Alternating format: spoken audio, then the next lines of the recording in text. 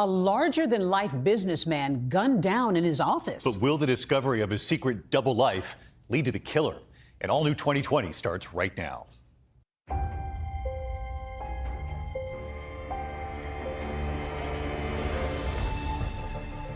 So in broad daylight, a man is shot dead in his place of business on a busy street. I knew as soon as I saw it. I knew he was gone. Just 2 blocks behind me, Bob Eidman was found robbed and murdered. Bob Eidman was shot 3 times. That 3rd shot is being an execution. I just all the way there saying, no, no, no, no, no, no, no, no, no, no, no, no, Bob, no, Bob. There were just floods and floods of police cars coming in and just total chaos. We're with the Major Case Squad. They only have 5 days, so the clock is ticking. Diane found out on the site that her husband had been murdered. Yes, she did. She makes this statement, something like this has happened before. There were numerous individuals who could have done something such as this. He asked me a question that just kind of floored me. He said, "We're trying to find out about your brother's lifestyle." What is it like to all of a sudden learn that there's this whole other secret part of his life? We're going to find out some stuff they're probably not going to like.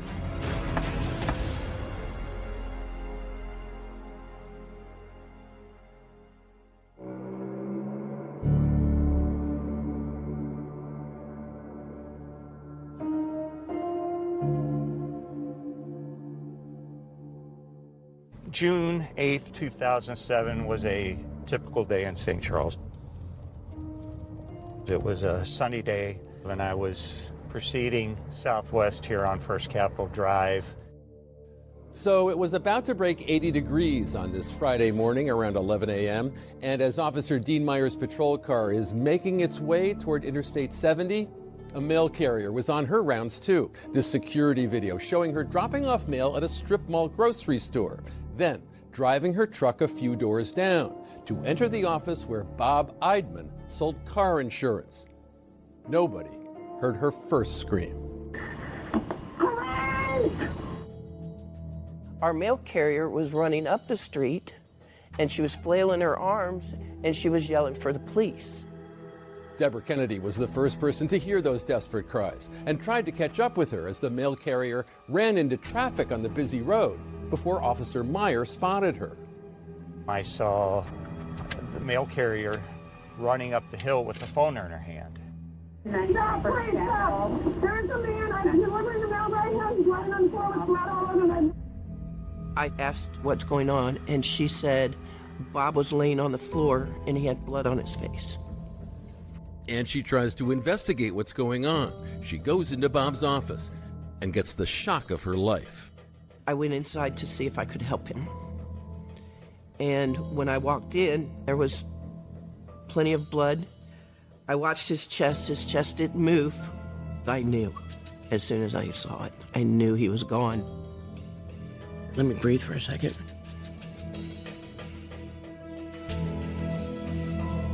It was St. Charles's first murder of 2007. And right from the start, it was the kind of thing that just isn't supposed to happen here.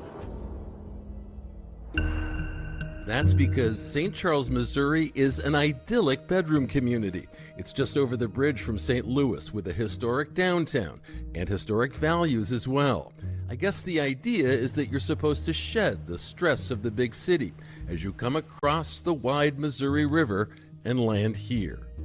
But as we know, money woes, lies and rage and desperation, the grip of fear, they do not stop at the river's edge. Now we've got a whole team of officers from the St. Charles Police Department. They've converged on the scene of Bob Eidman's murder. There were just, floods and floods of police cars coming in and just total chaos. Immediately I responded to the area, to the scene. Bob is laying on the floor between the 2 desks. He's laying on his back, and there's a pool of blood around his head. Bob Eidman was shot 3 times. The first shot was superficial. It was a grazing wound to his chin. The second shot was to his neck, shoulder area, which knocked him down. According to St. Charles homicide detective Don Stepp, the third and fatal shot had been fired through Bob Eidman's left eye as the assailant stood over his prone body. I would definitely classify that third shot as being an execution. This was an insurance office, and it was a fairly open area. We collected bullet casings, bullets, bullet fragments. We would mark the position, set up little yellow tents called photo markers. We would photograph it. We dusted for fingerprints. You're hoping that maybe you will find one fingerprint that may lead to a particular suspect. Police are seeking out anyone who might have spotted something that morning in Bob's office. With her office directly below Bob's, Deborah Kennedy didn't see anyone, but she might have heard something. I think it was probably around 10:30 or 11 o'clock. A friend of mine had come in. You know, I heard a couple of noises, and we both kind of looked at each other, and then I heard a big thud on my ceiling. And we're kind of like, what the heck, is Bob doing up there? And so, being the way I am, I yelled up through the rafters, hey, Bob, keep it down. I'm trying to work down here. We came to the conclusion that those loud bangs that she heard was the gunshots in Bob's office. Police quickly worked to gather information about the victim. His name is Bob Eidman. He's 48 years old. He was married for a very long time, had no children, and worked in the insurance industry. But just recently, like the past 2 years, had just started this new company. He'd got like a franchise. He just started that on his own. As news begins to spread that something bad has happened at Bob's office, concerned friends and associates in the insurance business, they rush to the site, like the longtime colleague who asked that we call her Dana. What made you want to go over there? That's my friend. I wanted to make sure he was okay. I remember locking up my office. I had a client in there, and she saw how distraught I was. And I'm just in the car, just all the way there saying, no, no, Bob. What happened when you got there? Of course, they're spectators, so someone said that someone got shot. Didn't see Bob, didn't see him waving in the window, didn't see any sign of him at all. And then when they took his body out of the office, we knew it was Bob's body because he was a big guy. What's that moment like? Oh my goodness. It was the worst. Local reporters have arrived on the scene as well. Those reporters notice that a woman pulls up, and it turns out that she is the now widow of Robert Eidman. Her name is Diane, and Diane approaches the reporters, asking them if they know what's happening. And the reporters are saying that they feel uncomfortable telling her about her husband, so they direct her to the police. But Diane said that she hadn't heard from Bob all day, which was odd, and she kept trying to call him, and he never answered the office phone. So when she shows up and seen all the police cars, she knew something had happened, and she identified herself. Diane found out on the site, didn't she, that her husband had been murdered? Yes, she did. As investigators comb the area looking for video of any potential suspects, they happen upon this grocery store just a few doors down from Bob Eidman's office. Inside, they take note of the security camera that captured the mail carrier earlier that morning. It was right about there, pointed directly towards the front door. Once they get a look at the video it recorded, it's the first big break in the case.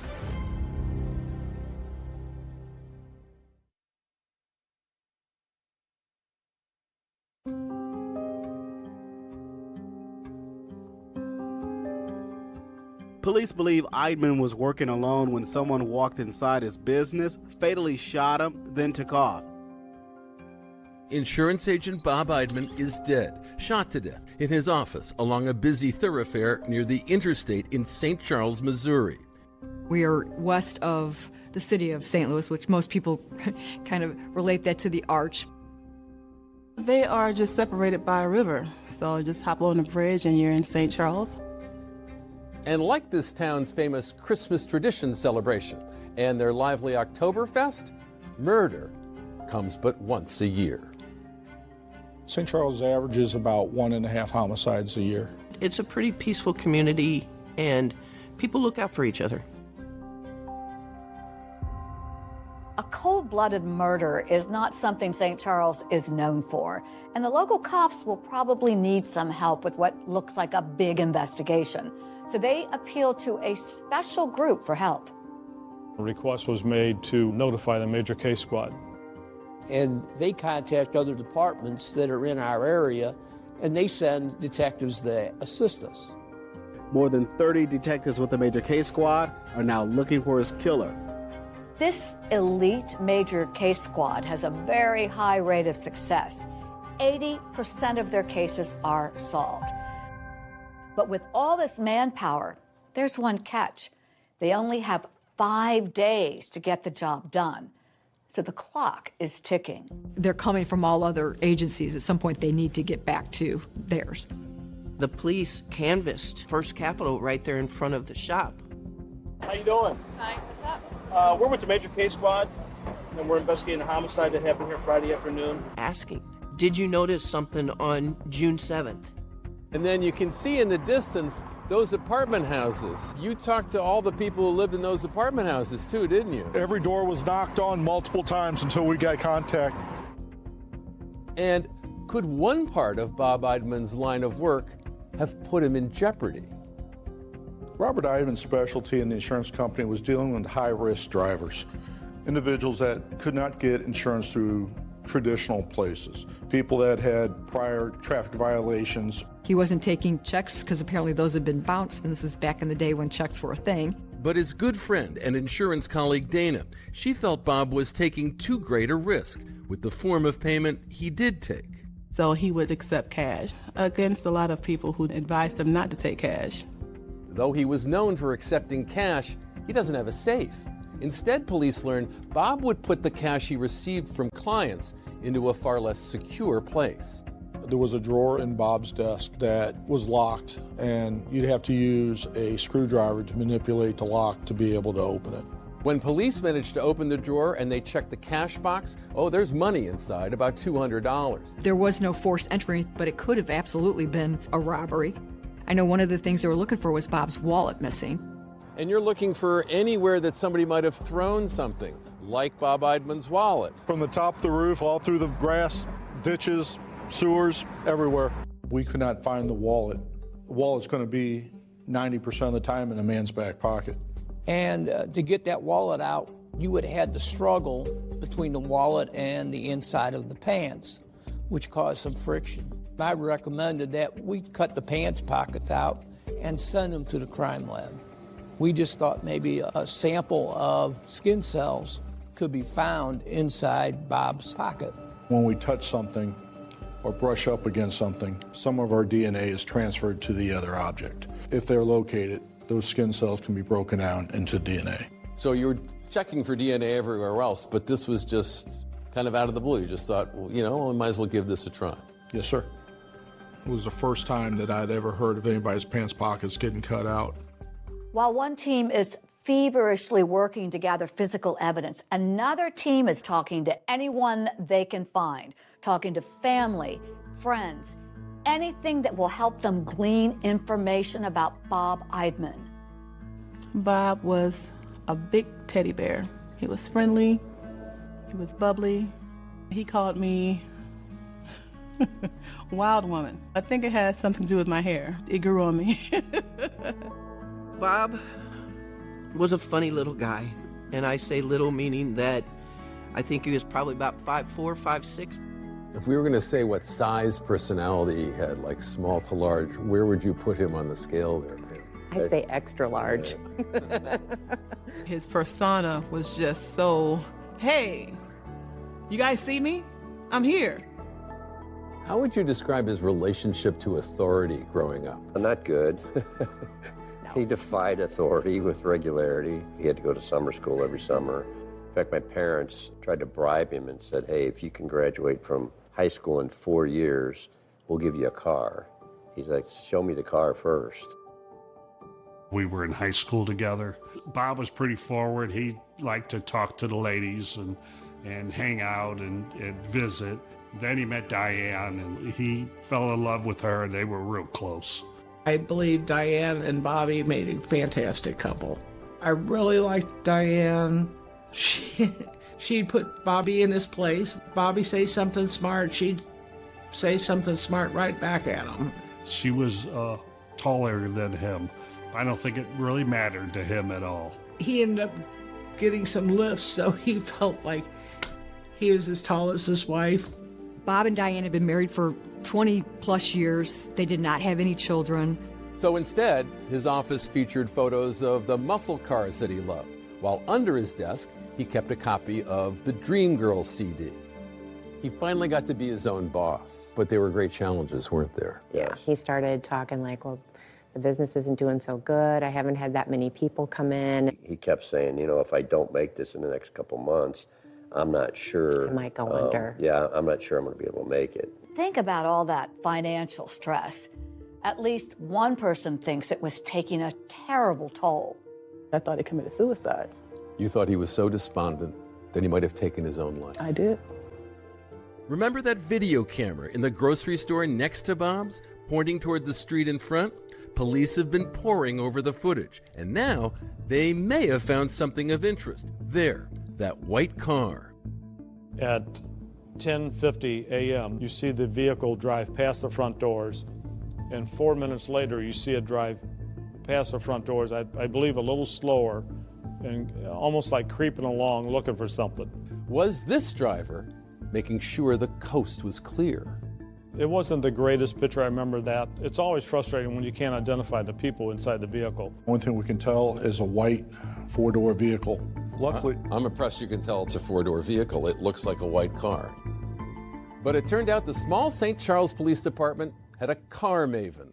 we have an individual at the time that could almost identify almost any type of vehicle. He was a big car guy. He said it was a Ford Focus. Like, I like cars, but honestly, wow. We're kind of looking at this several different ways. Is he having problems with a customer with a white Ford Focus? The bad news is that in St. Charles County, there are 1,300 Ford Focuses. In the state of Missouri, there are 5,000. 5,000 is a big number to have to deal with. But they're not finding anything suspicious until a gift-wrapped lead suddenly falls into their lap. A white car is crashed and abandoned nearby. And get this about the driver. He had bloody clothing on. Why has he got Bob's business card? I hope this is it.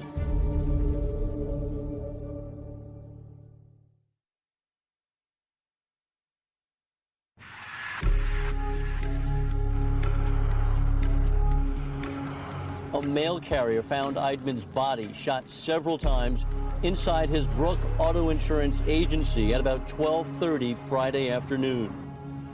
So in broad daylight, a man is shot dead in his place of business on a busy street. I'm sure it did strike fear. I don't understand why somebody would kill somebody right here. It was such a senseless killing that nobody really understood what was going on. I didn't want to go back to work the next morning. I wanted to get the heck out of Dodge. I wanted to get out of town. Police here in St. Charles, Missouri still had no motive, no witnesses, and no way to quell the rising fear of the St. Charles community. Fear and anxiety that grew even more after 3 men broke into a bowling alley, took $700, and tied up the janitor in the process. 2 men wearing masks and carrying guns rob a St. Charles bowling alley. Well, here is proof they had a gun, a bullet hole left in the office windows. They busted in through the back door, shot up the office, tried to shoot open a safe. Geographically, it was just down the street from Brooks Insurance. And it was a bowling alley that we all bowled at, so at first we all thought it was tied together. So people wondered if there was a connection between the 2 robberies. And we looked at that, seeing if they were connected.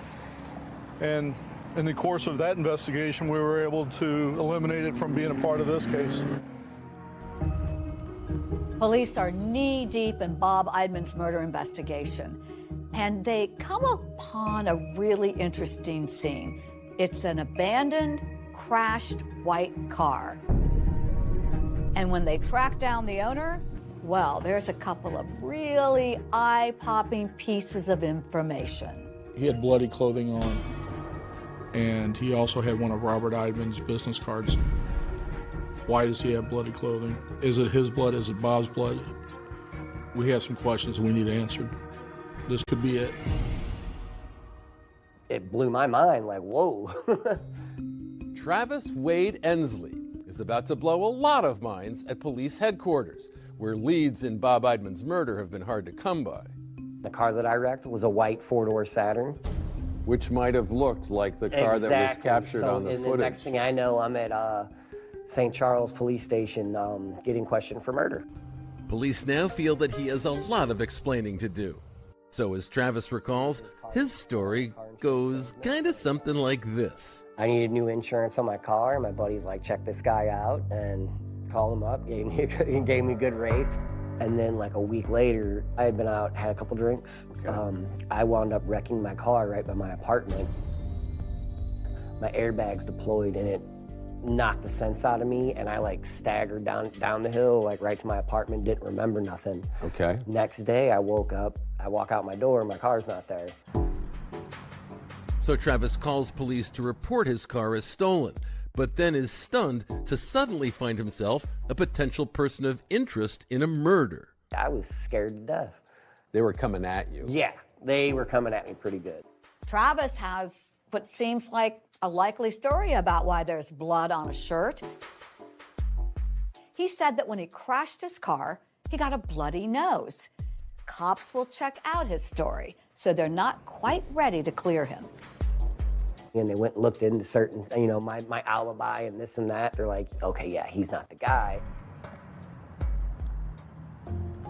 Now, police turn their attention closer to home, to Bob Eidman's widow, Diane. It is quite routine for police to look at the spouse of someone who's been murdered. When Bob's wife, Diane, was advised that Bob had been murdered in his office, she didn't have a great reaction. While Diane does appear to be upset in this photo, some detectives at the scene felt she was not overly emotional. I don't want to say it didn't seem like a surprise to her, but she wasn't reacting in a manner that I thought a wife would react when they found out their husband was shot. That struck me, and I'm sure several detectives, as unusual. Is she in shock? Is she in denial? Is she involved in this? Then there's Detective Stephanie Kaiser. Already a veteran sex crimes investigator, Kaiser was respected for her sensitivity and understanding with victims. That would be completely normal in a shock situation like that. There is no such thing as a one-size-fits-all when you're talking about trauma, because to be able to process that would take some time. They're moving slow, they can't think, so I make nothing of that behavior. Now Detective Kaiser is about to become the St. Charles Police Department's Diane Whisperer.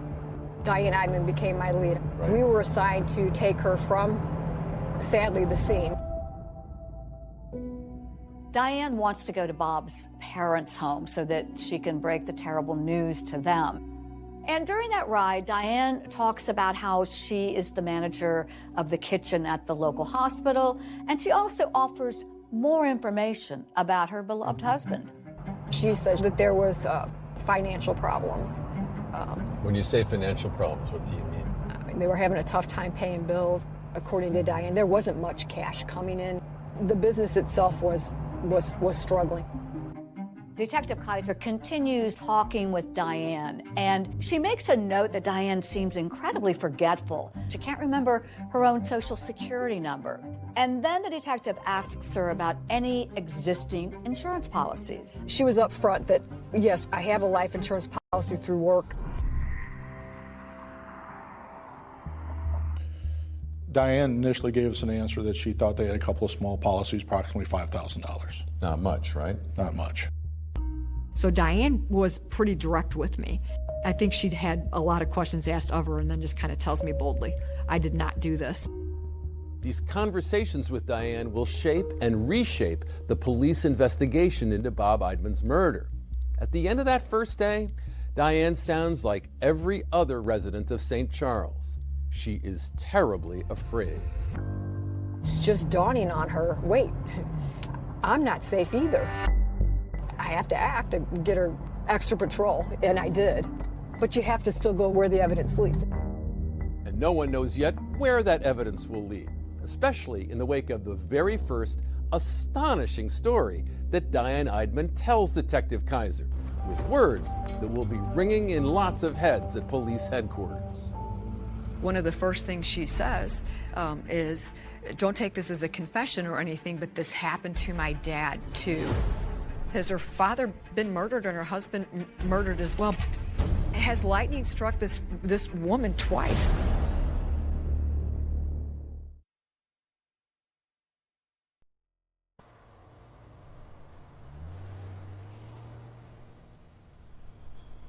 At the time of his death, Bob Eidman had been married to his wife Diane for more than 2 decades. And yet, even those closest to him could find Diane to be something of an enigma to them. Not very outgoing. No, not very outgoing. She's just kind of shy and quiet. I mean, she just didn't really have a lot to say to anyone, really. When you would ask Bob about Diane, what kinds of things would he say about her? His famous saying was, she's not the person you think she is, and I never knew what that meant.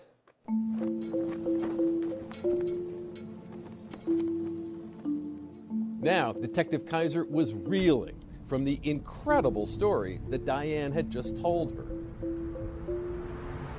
She makes this statement, don't take this as a confession, but something like this has happened before. And I'm not quoting Diane at this point, but somebody broke into the house and shot my dad. So when I asked, did they catch the person? How did she answer that question? She said, they thought my mom shot my dad. And we're wondering if lightning had struck twice in the same place. Diane Bowling Eidman, seen here on her wedding day in 1978 with her father Jerome, was just 26 years old when he was murdered inside the home he shared with his wife Lenore, Diane's mother. The murder case that made headlines in this region all began when a call came through in the wee hours on the morning of April 6, 1984. Gordon Adams was an officer with the St. Louis County PD. What went out over the radio when you heard the call? As I recall, like I say, it came out as a home invasion with someone shot.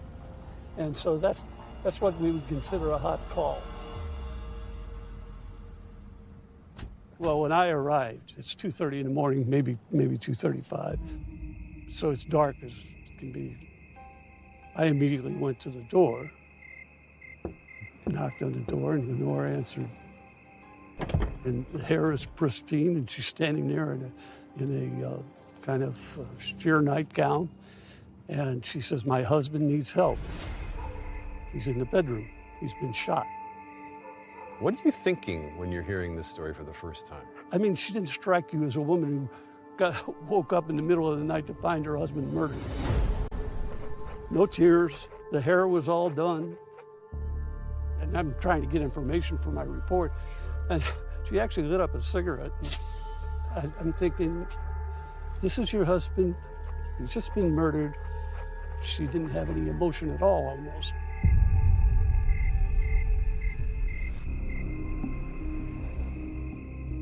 David Barron was a detective with the St. Louis County Police assigned to the case. So Lenore Bowling was asserting that an intruder had come into the house, somehow found her husband's service revolver, used that service revolver to kill him, and then left. That's what she was saying. How did that strike you as a plausible story, given your years of experience in law enforcement? It was an improbable set of circumstances. And to throw into that, the garage door was open about a foot. Okay, that garage door over there was open a foot. And the inside garage door, leading it from the garage into the house, is the only door in the house that did not have a deadbolt. Diane's mother had told police she believed she was being stalked in the days prior to the shooting by a black male driving a black car who'd been leaving notes at their home. And there was a note found at the crime scene. Well, the last note that was found at the scene said, "This is for you, pig, for what you did to me." No, I made a canvass later on in the neighborhood. No one saw a black male in a black car dressed in all black. Lenore Bowling was charged with the murder of her husband. She pled not guilty, and while she was awaiting trial, she moved in with Bob and Diane. How did Bob feel about living with someone who was accused of shooting her husband to death? Bob was not happy about that. He was scared. Yeah, He would was go to very- bed every he was night, very or him scared. say would bolt his door, lock it closed. He was afraid. He didn't want to be in the house with her.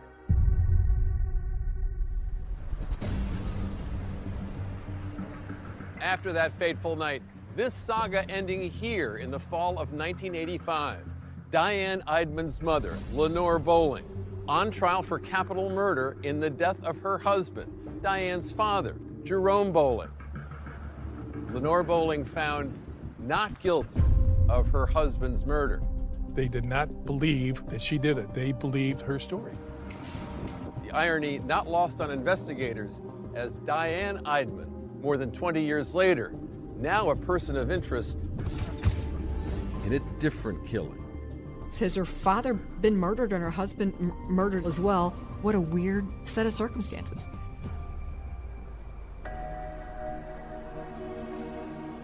But it was something else Diane Eidman told investigators about her own husband that they said gave them pause.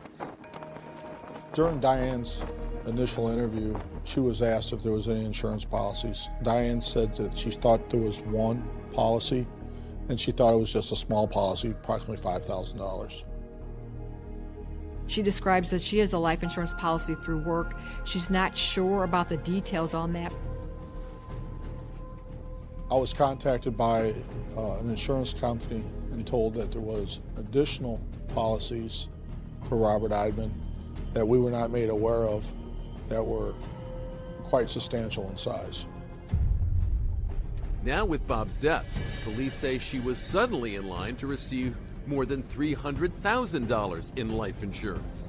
We did not know if Diane had forgotten to tell us about those policies. Did Diane know about those policies?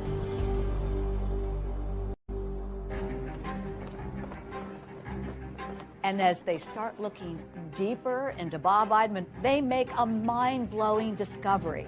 This man was leading a double life. And then the commander of the Major K Squad asked me a question that just kind of floored me. I had no idea.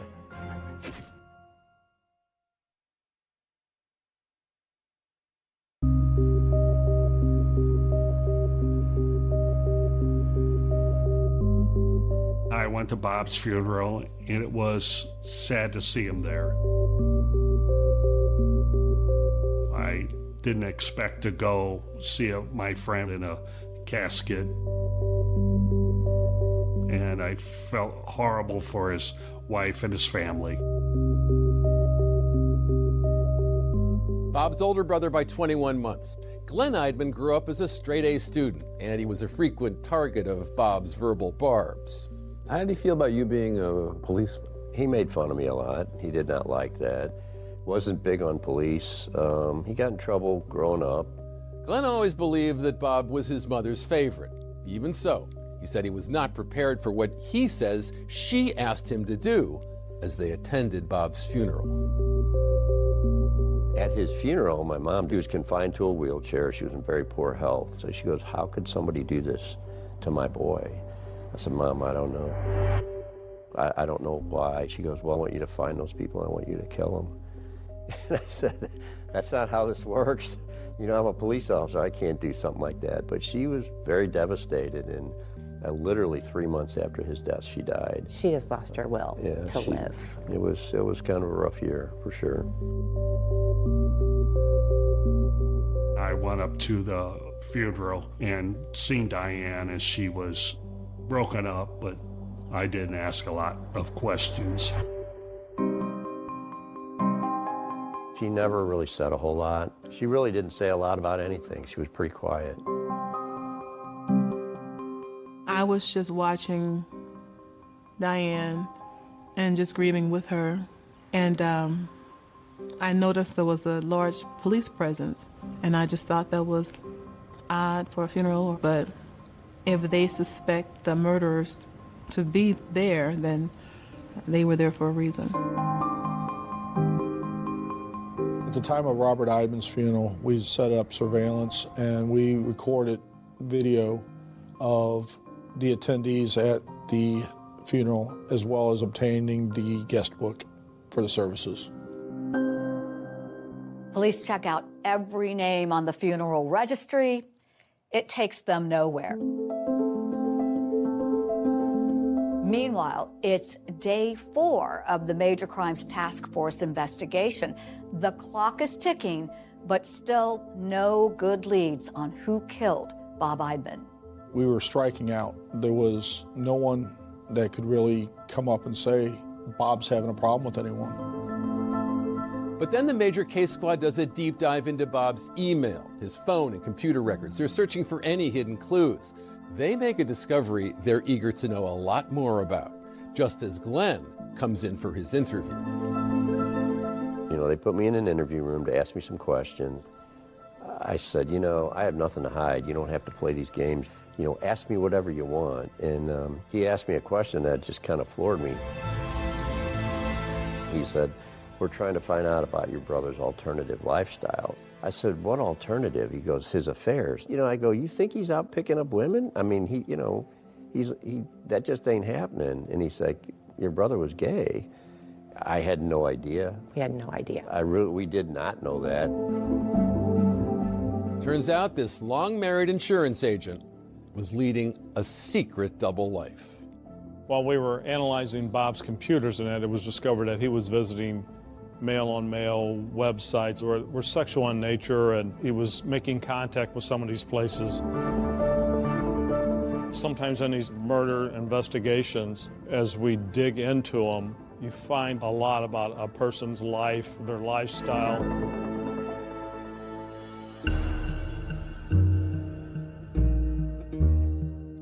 When you have a secret, what vulnerability does that give someone like Bob Eidman? Anytime somebody has a secret and somebody knows it, and you're keeping it a secret for a reason, people can use that as leverage to get their way if they want to blackmail you or extort you. As investigators continue searching through Bob's phone records, they find something else noteworthy. One phone number keeps popping up, belonging to a man from out of town. They had an intimate relationship. They would rent a hotel room somewhere and visit each other. Automatically, a flag gets raised. What is it like to all of a sudden learn that there's this whole other secret part of his life that you knew nothing about?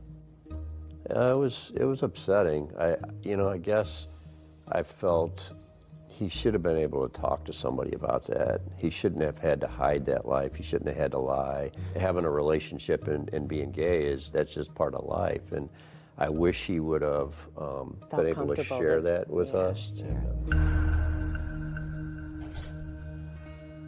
How you doing? Police bring in this secret lover for questioning.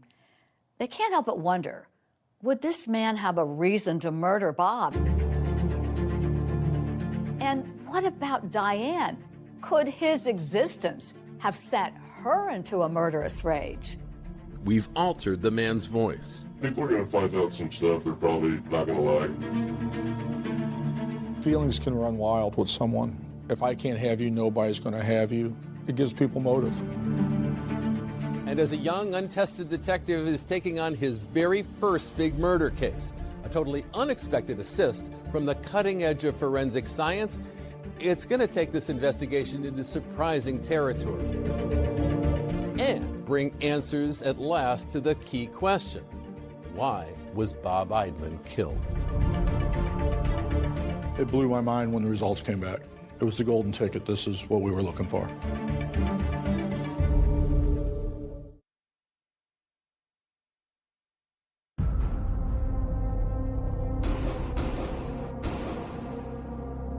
Two blocks behind me, Bob Eidman was found robbed and murdered.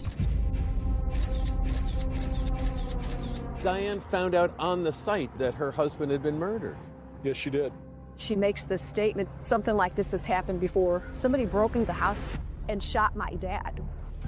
It absolutely crossed everybody's mind that this was kind of a copycat murder. I've told her, hey, your husband's been killed. Your marriage is about to be put under a spotlight. We discovered that Bob was having an affair. She had found out that he was having an affair with another man, and that she was very angry about that. They'd had an argument about that. Diane was asking, are you telling me my husband's gay? This is one of those bizarre cases where all the evidence seems to be pointing in one direction, then suddenly the rug is pulled out from under you, stunning everyone. I was very shocked. We cut open the pocket, swabbed the edges, hoping to get possible DNA. And the next day, state gave me the name. I was sitting in the same room with the person that shot and killed my brother.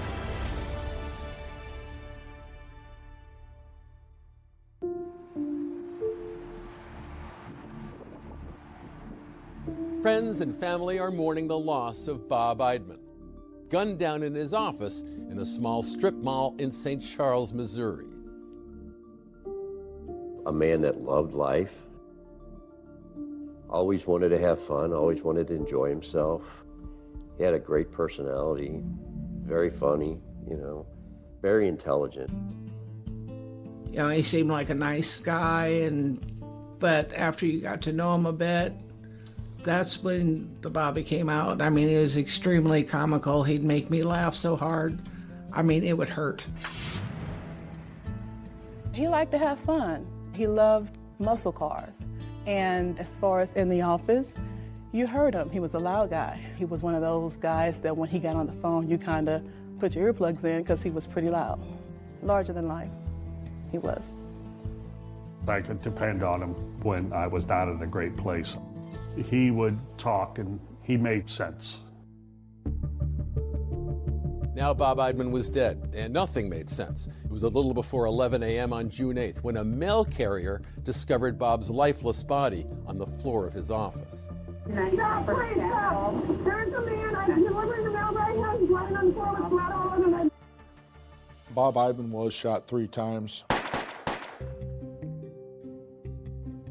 There was no forced entry or anything. He was a business that was open for business, but it could have absolutely been a robbery. Robert Eidman's specialty in the insurance company was dealing with high-risk drivers, individuals that could not get insurance through traditional places.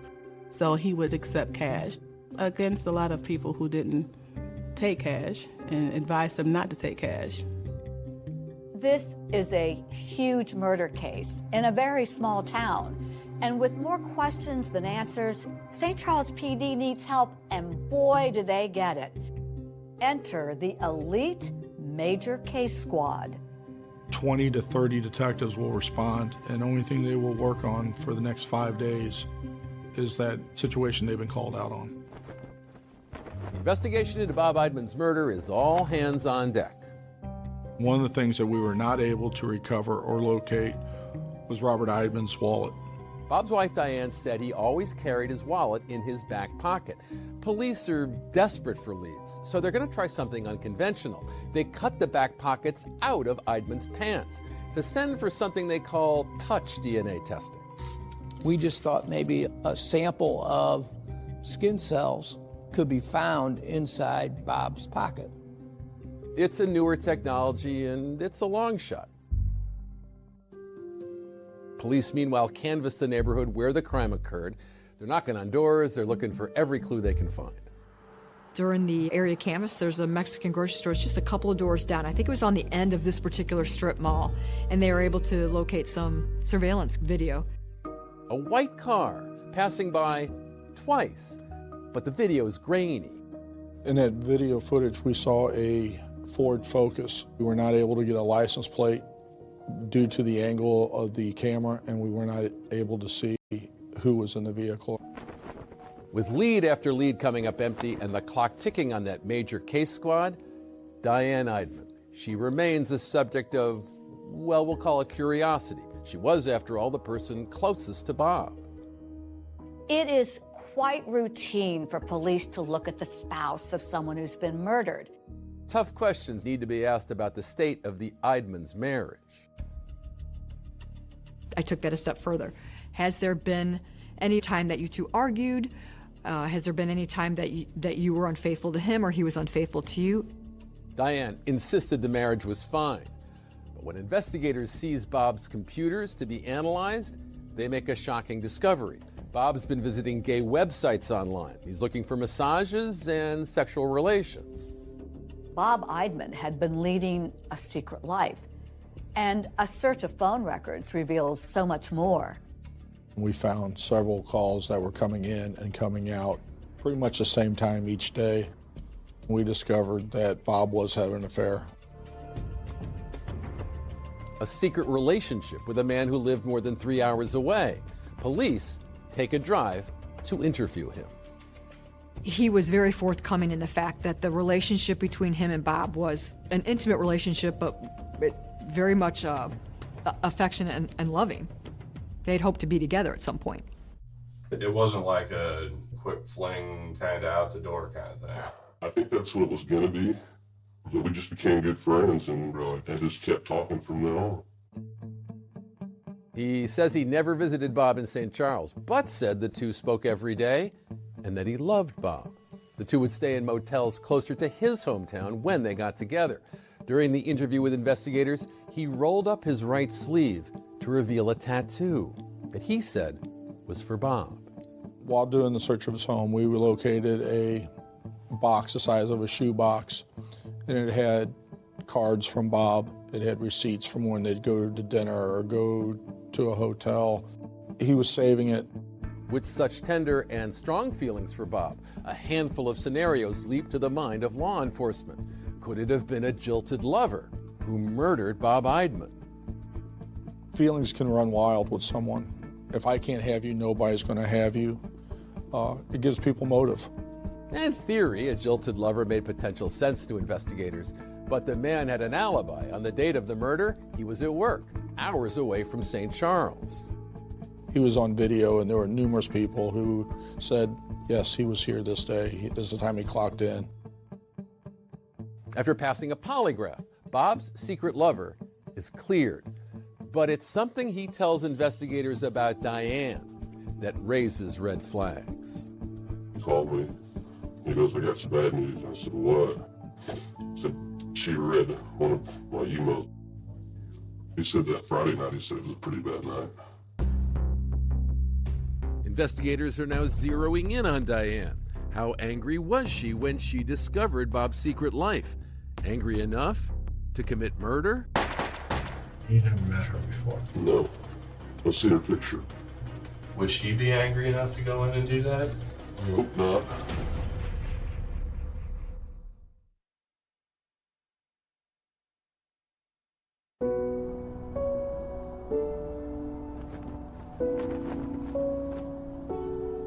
Days after Bob Eidman is murdered in his office, police discover the long-married insurance agent had a secret male lover, a man whom he met up with for motel room trysts and who he spoke to every day, a man who was devoted to Bob.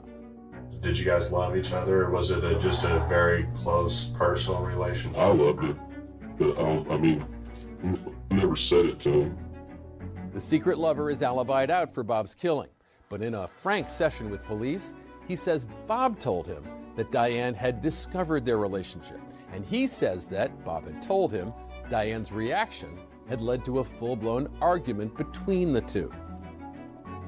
He said that, she said, who's, and, so this is, I think he said this is just, a fantasy deal or what have you. It's what Bob said.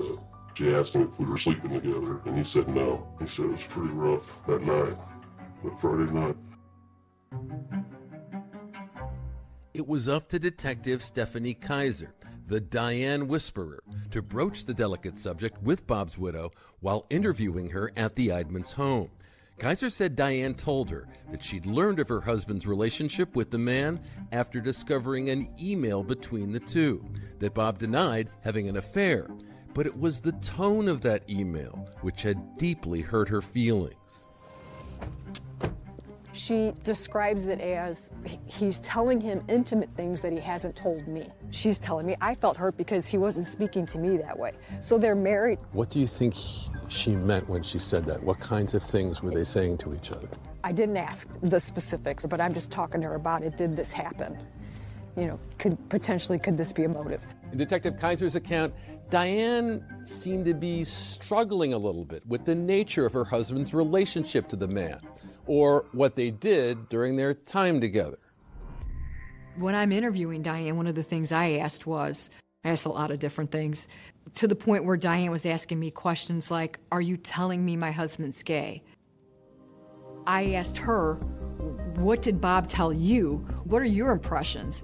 Her response back was, he told me no. He was going there to meet with him. They worked together, and he needed the stress relief. Kaiser said Diane told her that when she learned of the relationship after discovering that email, she and Bob discussed it, but they never argued. I'm telling Diane, Detective Stepp and Detective Grove are talking to him now. He's saying you guys had a loud, angry argument. She said, I don't know that it was loud and angry. Well, that's what he's saying. You know, Diane, what say you? She said, I told him it was over. I told him he was going to end that friendship. But she said, I don't know if I was yelling and screaming. I go, that's what he's saying. I'm just asking. So. But she laid her foot down. She gave him an Yes. ultimatum. You are not to see this guy anymore. Yes. As far as you know, did Bob adhere to that ultimatum? No, he did not. Diane Eidman finds herself sitting in a polygraph room at the St. Charles Police Department. So Diane was pretty direct with me. I think she'd had a lot of questions asked of her and then just kind of tells me boldly, I did not do this. I didn't. Diane is just direct. Diane Eidman voluntarily submitted to a polygraph, and the results came back being inconclusive. She doesn't pass, but it's inconclusive. So it's just still kind of puts her in that iffy category, if you will. Adding to investigators' frustration, a day after Diane takes that polygraph test, the clock expires. The major case squad is out of there. 37 officers, 15 different departments had spent more than 2,500 man-hours investigating, with no arrests. A frustrating end to a furious search for answers. When it goes back to our police department at the time, it is frustrating knowing that you didn't solve this case and it just goes on to an active case file to be looked at as further investigative leads come in. At that point, I'm assigned the investigation. The task of solving the murder of Bob Eidman now falls to a junior detective in the department, Don Stepp. When my sergeant came up and asked if I would like to be assigned this investigation, I was overwhelmed. It's one of those things, am I ready to do this? You don't want to say no, it's an opportunity. I wanted to see this investigation to the end.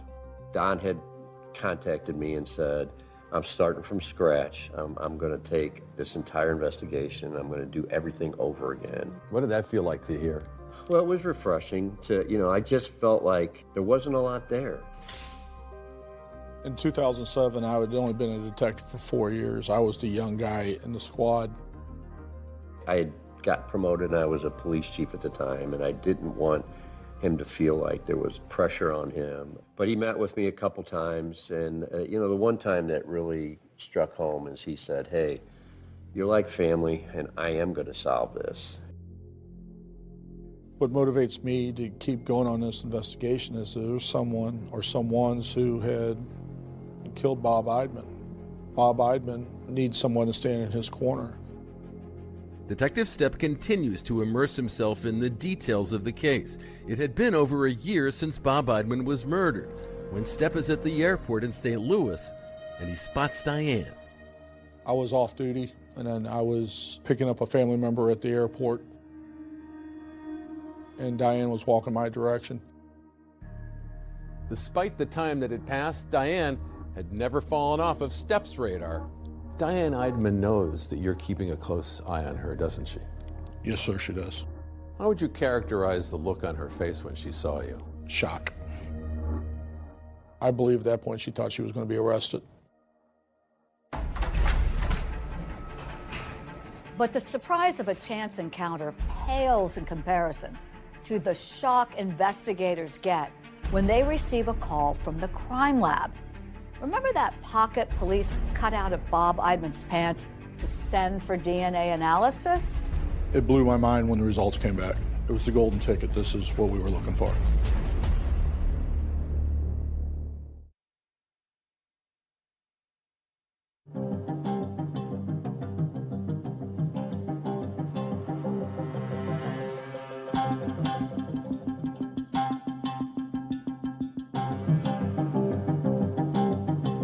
It is 2009. And Diane Eidman is spotted at the airport in St. Louis by Detective Don Stepp. How would you characterize the look on her face when she saw you? Shock. Stepp documents the incident, later learns that Diane took a trip to Las Vegas. But nothing comes of it. And if you don't have a suspect right away, then there's things that take time. So things slowed down, but things did not stop. Face it, there are few, if any, solid leads to pursue, including the identity of that mystery driver whose car was seen on the day of the murder. They had this famous lead about this car that went around the block, and they had it on video, but there were 22 detectives for 5 days, and they didn't find it. And there's another lingering piece of evidence still out there. That touch DNA taken from Eidman's back pocket. It was sent to the St. Louis Major Crimes Lab. Anytime you submitted any kind of DNA information, DNA samples, it was going to be a year or more before you got an answer to it. Nearly 2 agonizing years after Bob's murder, it's as if this case is frozen in time. I felt that they were never going to solve the case. I mean, we pray every day. Just, we need peace. We need answers. We need to find out what happened. It seemed like there were no answers. No. Then in March of 2009, that touch DNA from Bob's pocket is forwarded to Brian Crime. He's a forensic scientist with the St. Charles County Police Department. We were contacted by investigators and asked if we could do the DNA on the case. With almost every angle of the case having been explored and explored again, it all comes down to what 𝐅𝐔 could uncover with the DNA analysis. If we were going to swab the back pocket of a pair of pants, we would cut open the pocket, swab the edges, hoping to get possible DNA. Once I get a swab, I process it and cut the tip off and put it in an extraction tube, and then we load it onto a genetic analyzer that ultimately produces a DNA profile. But given the cold case backlog, it takes several more months for the DNA to be processed. And when the results come back, investigators get a major break that heats up this cold case. I developed an unknown male profile. It was a mixture of 2 people. One of those persons was the victim, Robert Eidman, and the other one was an unknown male. I knew once we obtained the DNA profile, the identity of the individual in Bob Eidman's pocket, I knew that was the golden ticket. I knew that was when we were going to be able to close this case. That unknown DNA could lead investigators to Bob's killer, so 𝐅𝐔 enters the profile into CODIS. That's a law enforcement database. Hours later, there's a hit. It hit that same day, and the next day, state gave me the name. The DNA doesn't match Bob's wife or his secret lover or anyone else the police had been looking into. Instead, it comes back to someone who was never on the investigators' radar. What did you learn that person's name was? Paul White. When the name's first discovered, Detective Stepp is otherwise engaged. I was on a traffic detail directing traffic. You just want to run up and down the street and tell people we've got our guy? I was very shocked. My mind was not on directing traffic at that time. What did you do then? I started researching Paul White. Turns out Paul White was no stranger to law enforcement, having served 15 years in prison for robbery. When they got the DNA match, Don had contacted me and said, I'm going to solve this. And I truly believed him. I got to give him a lot of credit. You know, he did a lot of old-fashioned work. This new lead poses even more questions for investigators. Could Diane have hired Paul White to kill Bob, or had White acted alone?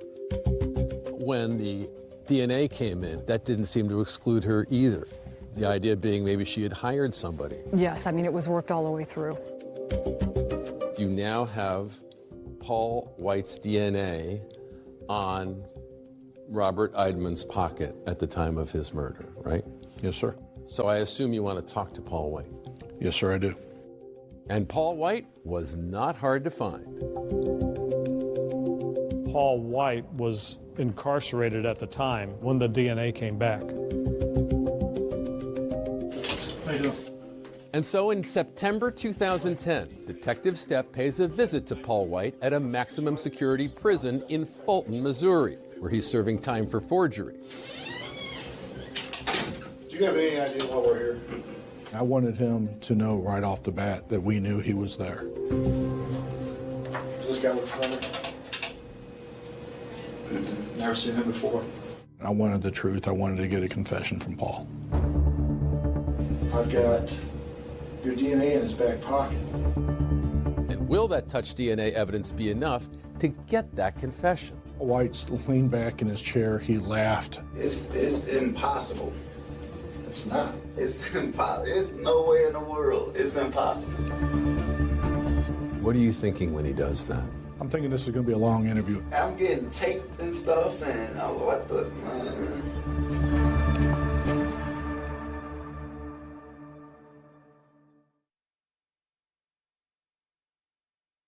And her husband, Paul White. Paul White's wife's file was on Bob's desk? Yes, sir. What was it doing? I think when Mr. Eidman had seen the car pull up and saw Paul White exit the vehicle, he was grabbing Sherry's file to be ready so when he came in. Investigators quickly clear Sherry White as a suspect in Bob Eidman's murder. With the trail of evidence now leading directly to Paul White, Detective Stepp decides it's time to meet face to face. This is where the magic happens. Doesn't look all that magical, does it? No, it doesn't. What happens to people when they come into a room like this? We get to the bottom of facts. This is where people have an opportunity to tell us about what they've done and tell us their story. Since Paul White is already serving a prison sentence for an unrelated forgery charge, he's literally a captive audience. Let's go back and talk about some of your strategy as you were going to talk to Paul White. Paul, I believe, was in a little bit of shock after all these years. Two detectives showing up from St. Charles City. He did not expect that to happen that day. Do you have any idea why we're here? Okay. Are you thinking the long game at this point, or do you think he's going to start telling you stuff that he knows at that first interview? I'm thinking to myself, the DNA itself is probably enough to get an arrest warrant, but I didn't want just an arrest warrant. I wanted the truth. Before I ask any questions, you must understand your rights. You don't have to make a statement or answer questions. You have the right to remain silent. Do you understand that? Could you put your initials there, Paul, for me? I think initially Paul White's attitude was very kicked back, relaxed. First of all, do you know a guy named Robert Eidman? Never heard of that guy? I even put a picture down in front of him and asked him, do you know this individual? Does this guy look familiar? Never seen him before. Eventually he came back around and said, yeah, I thought that was his wife's insurance man. That picture I showed you, that's Robert Eidman. Okay, you say it kind of looks familiar? Yeah, that's the guy we got the insurance from. And I explained that we were working a homicide investigation, and I explained that his DNA was located in his back pocket. Do you think there's any chance that your DNA is going to pop up inside that crime scene? From a robbery. From a robbery? None? You come to prison, they take your DNA. Your DNA pops up. You know where it pops up? Swabbing a back pocket of my victim. Your DNA shows up in this guy's back pocket. That ain't nowhere in the world. Why don't you think that? You said that he got robbed. I never robbed the guy. I've been in there one time and to get insurance. So that's exactly. That's, ain't nowhere in the world. You're telling me you've been in there one time. Yeah. And your DNA shows up in this guy's back pocket a month later? That don't even make sense. Exactly. With your story, it doesn't make sense. Again and again during that first interrogation, you tell him, I've got your DNA. I mean, you must have told him, what, 10 or 15 times in the course of that conversation, right? At least 10 or 15 times. He kept saying, there is no way. Repeatedly. He did not believe it. It's impossible. It's no way in the world. It's impossible. Paul, it's not impossible. Okay. Well, I'm telling you. I know it's impossible. There's no way in the world. Then how did it get there? I don't even feel like it was there. It's impossible for it to be there. After White's adamant and repeated denials about that DNA evidence against him, investigators uncover another critical piece of evidence. I ran every kind of data history check on him. The big point with Paul White was I found out that a neighboring law enforcement agency had issued a ticket to Paul White after our homicide in a white Ford Focus. That's right, a white Ford Focus. And remember, that's the very same vehicle make caught on a surveillance camera the day Bob Eidman was murdered. Paul White was a passenger in that vehicle, and the driver was identified via tickets as 𝐄𝐏𝐿𝐼𝐃. Why was the car stopped in the first place? Registration on the vehicle. The registration on the vehicle was out of date? That's correct. Who was the driver of the car? The driver of the vehicle was 𝐄𝐏𝐿𝐼𝐃. What was significant about that? We later learned that 𝐄𝐏𝐿𝐼𝐃 was living with Paul White, and his girlfriend was best friends with Paul White's wife. So they had a long-standing relationship? Yes, sir. What was the indication that you had that 𝐄𝐏𝐼𝐃 might have been involved in the murder of Robert Eidman? It was 𝐄𝐏𝐼𝐃's vehicle. You were sure of that? I was sure of that. I had a couple other officers contact 𝐄𝐏𝐼𝐃, and they arrested 𝐄𝐏𝐼𝐃 and brought him to the St. Charles City Police Department. Does 𝐄𝐏𝐼𝐃 know a secret that could solve Bob Eidman's murder? You know a man died, right? You know that? Somebody pulled that trigger.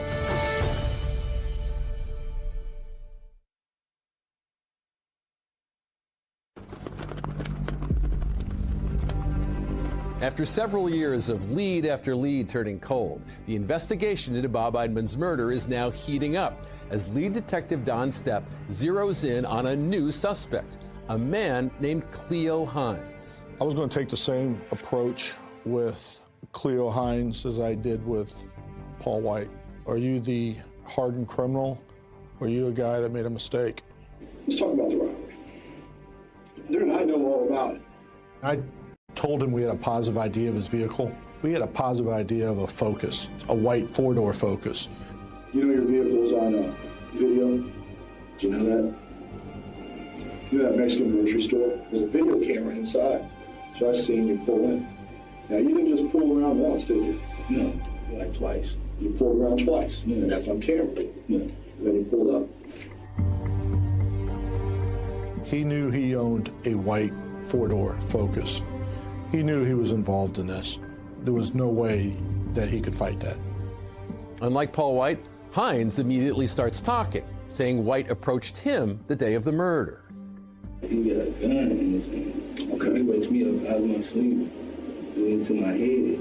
He told you he was going to do a robbery? I basically already knew that because of the gun. Okay. And how he was acting. And he didn't have no money. It took a very short time, and 𝐄𝐏 just started talking and talking and talking. What kind of handgun do you think it was? It looked kind of like a 9mm Glock. A 9mm Glock, the same type of handgun investigators determined was used to murder Bob Eidman. But the question is, who pulled the trigger? Somebody pulled that trigger. Yeah. Okay. It wasn't me, it was him. Okay. And 𝐄𝐏 wanted to give his side of the story to defend himself against whatever Paul might say he did. I tell him to drop him. I'm upset.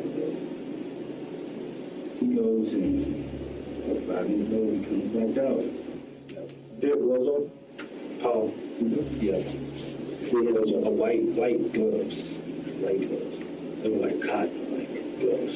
Paul White had been wearing gloves, so Paul White absolutely wasn't going to say anything because he believed his DNA couldn't have been located because he was wearing gloves. I don't even feel like it was there. It's impossible for it to be there. So if a perpetrator was wearing a cotton glove when they go into the pocket and digging around, they could leave that DNA that's already on the exterior inside the pocket. Also, if the individual is sweating, it could actually soak through the glove and leave DNA behind that way. What do you do with those gloves after shooting? In the barbecue pit? Yeah. Armed with 𝐄𝐏𝐒 confession, Stepp hits the road to Fulton Prison once more for another crack at Paul White. And I'm going to tell you right up now, I got a full confession from 𝐄𝐏𝐒. Okay, he told me everything. But even after Detective Stepp reveals 𝐄𝐏𝐒 has accused Paul White of being the gunman, Paul White doesn't blink. If you got Cleo saying that I did this and that, he's evidently lying to you. And I don't know why he would even say that. I would put a gun to his head and force him to do something. It's hard to do an interview to get a confession from somebody for a murder. It's really hard to get a confession from somebody for a murder inside prison. White is arrested the next day, and he's charged with robbery and murder, and could be facing life in prison. Now, with the pressure turned up so high, will he finally change his story? I've asked you 3 times. Drove 87 miles one way to ask you these questions. Hypothetically speaking. Hypothetically. Hypothetically. If I say I was there, you know what I mean, and I saw everything that happened, you know what I mean, and it's like, that just makes me as guilty. You know, I still get a murder charge, but I didn't kill him. I didn't pull the trigger. Finally, the dam breaks. Paul White starts talking. I said, I think you got some cash in there, you know what I mean? So I said, well, you can go in and rob him, but I said, he probably know who I am, so we're gonna have to get some match. We already had those gloves, those cotton gloves that you were talking about, and then we went up to Walmart, and they have those little type ski masks. Paul White describes a chilling scene of a panicked Bob Eidman trying to comply with his assailant's demands for money with that notoriously sticky desk drawer, you know, where Bob kept his money, instead of in a safe. And then he started shaking it, like, to his drawer and couldn't get the drawer open. And I was like, man, just give me your wallet. So I reached in his pocket and grabbed the wallet. And Cleo was like, man, no, there's more money here. There was a lot of finger pointing at each other, trying to point the blame to someone else. 𝐄𝐏𝐒 told police he never even got out of the car at Bob Eidman's office. But Paul White wants police to believe that it was always Hines who had fired the bullets that killed Bob Eidman. He shot him once. He was like, man, where the rest of the money? Where the rest of the money? And he was like, man, there is no other money. There is no other money. And he shot him again. I'm like, man, what the you doing? I said, man, is he dead? He was like, I don't know. Shot him again. So I'm like, man, we gotta get rid of this gun. You know what I'm saying? I took it and threw it off the bridge. Paul White offers to help find the murder weapon, riding along in handcuffs in the back seat of a squad car. We took Paul White out of the St. Charles County Jail. Going to find a weapon. And had him point out the area where he got rid of the gun. I would say, like, right in here. We searched an extensive area for the gun, was never able to locate it. Now we have 2 suspects and 2 confessions. And with both men pointing the finger at each other, prosecutors are gearing up to put both of them on trial. I was sitting in the same room with the person that shot and killed my brother, and that was pretty hard to be calm. Will Bob Eidman's family finally learn who murdered him?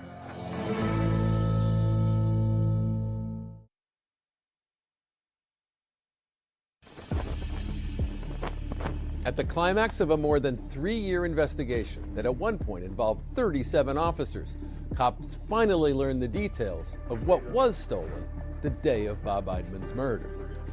How much money was in the wallet? Wasn't nothing, like $300. So, how much you like get? $150 a piece. $150 a piece. Paul White and Cleo both advised they went to the casino after the homicide and lost the $300 almost immediately. He went to the casino because that's what he paid a lot. He lost the money. Yeah, basically did nothing. Right. It's hard to think about a man's life being taken for $300.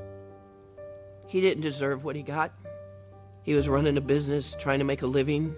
and somebody felt that what he had, they needed too, and so they took it from him. They could have taken his money and left. They didn't have to kill him. As far as any connection between the two men accused of killing Bob Eidman and Bob's widow, Diane, Paul White revealed to investigators that he didn't even know who she was. Do you know a woman named Diane? No. You don't know a woman named Diane Eidman? No. With Paul White and Cleo Hines now both charged with Bob Eidman's murder, it now falls to Detective Stepp to break the news to Diane Eidman, who had long been in his crosshairs. I met Diane at her place of employment, and I said, Diane, this is over. We have the individuals, and we have the charges on them for killing your husband. Was she angry at you? I don't believe she was angry at me. There was a lot of stress that just came off Diane. You could almost see it leaving her body as she was shaking and crying. She was very happy that this was over. Here, some 5 years after Bob Eidman's murder, Paul White and Cleo Hines are set to stand trial in this courthouse. 2 trials, 2 defendants, with 2 totally different accounts of the crime. First up at trial, Paul White, who pleaded not guilty to first-degree murder and first-degree robbery. Really didn't know what to think when I came into trial because I was sitting in the same room with the person that shot and killed my brother. And that was pretty hard. The trial for Paul White lasted 3 days, which is actually very short for a murder trial in this county. The trial was swift, and so were the deliberations. The jury needed just 2.5 hours before delivering a verdict. Paul White, guilty of murder and robbery in the first degree. As for Cleo Hines, he decided not to put his fate in the hands of a jury. Before his trial, he entered what's known as an Alford plea.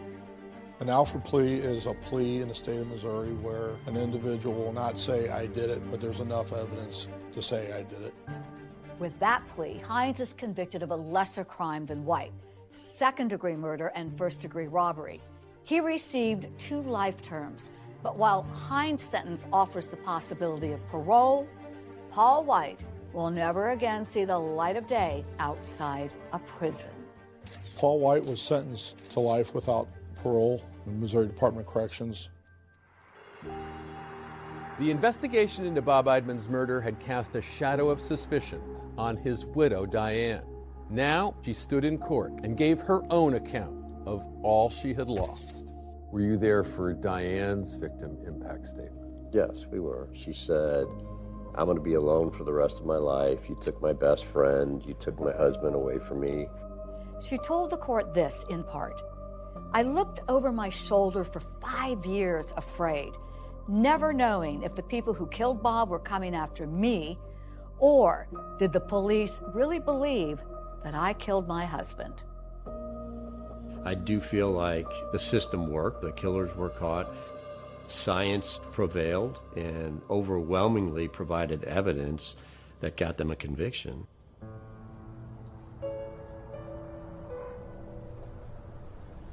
Never again can he come to a Christmas dinner. Never again can we see him for a birthday party. Never again could he and my son talk and have a conversation or a relationship. He just loved life. I mean, he was always happy and making jokes, making light of things all the time. We talk about him all the time. It's not like he's gone. He's still here with us.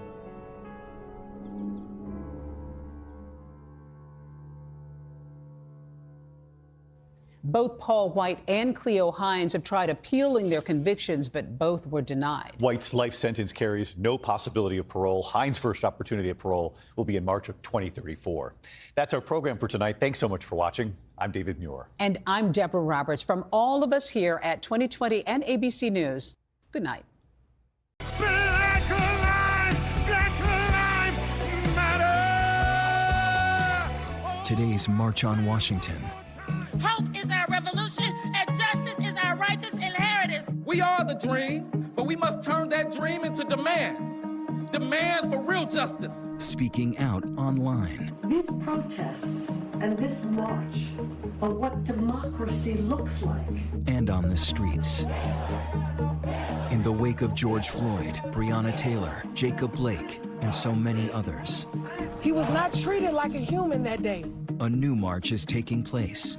A new call for accountability and change. I have been watching police murder people that look like me for years. Black Lives Matter! I don't want your pity. I want change.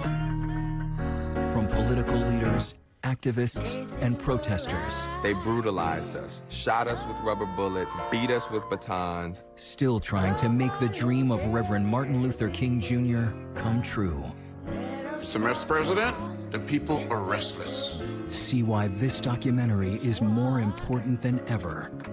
57 years after the first march in 1963. Brother John Lewis. I said, this is it. And I went for it. The March on Washington.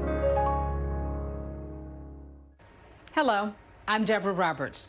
Those images from today, an echo of something 57 years ago, when 250,000 people first descended on the nation's capital, protesting for jobs and freedom. On today's anniversary of Dr. Martin Luther King Jr.'s I Have a Dream speech, we at 2020 are proud to present The March, a documentary directed by John Akamfra and narrated by Denzel Washington. Originally made in 2013 to commemorate the march's 50th anniversary, some of those voices, sadly, are now gone, but their legacy lives on.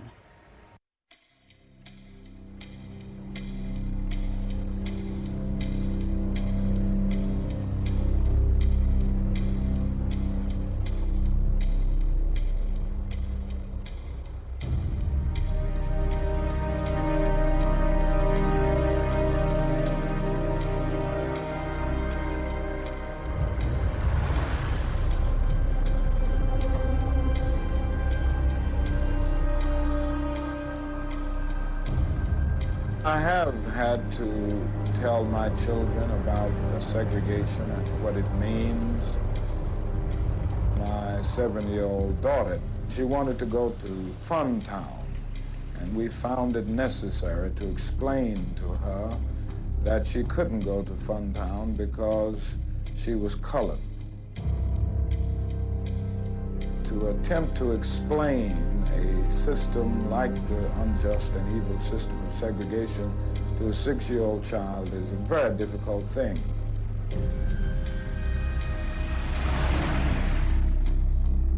In 1963, the movement for civil rights came to the most segregated city in the American South, Birmingham, Alabama. Birmingham is a symbol of hardcore resistance to integration. It is the most thoroughly segregated city in the United States.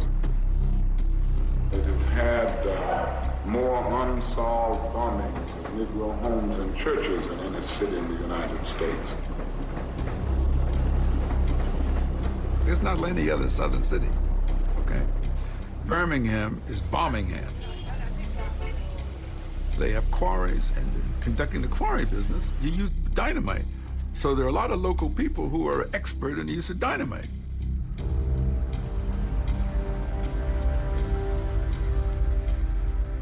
A teenage boy riding a bicycle had been knocked off the bike and castrated. A young couple had gone to the city hall to get a wedding license, came around the corner and brushed shoulders with a Birmingham policeman, and he pulled out his pistol and pistol whipped the boy to the ground. I mean, it was a horrible, heinous place. The campaign was to be led by the organization's then 34-year-old leader, the Reverend Dr. Martin Luther King Jr. It is immoral to urge people to accept injustices, oppression, and second-class citizenship in an attempt to wait until the so-called opportune time. The time is always ripe to do right. Dr. King was the voice of civil rights from the bus boycott on, but by the end of 1962, he recognized that the civil rights movement was losing what he called its window in history. The South was still segregated, and he said, we need to take more of a risk. We need to go for broke. I need to go for broke. I think he felt that we have to be willing to give our lives to put an end to segregation. If we do, then segregation will end even if we die. That was the reason he chose Birmingham. Before the victory is won, some may even have to face physical death. We must come to see that there are some things so eternally true that they are worth dying for, and if a man has not discovered something that he will die for, he isn't fit to live.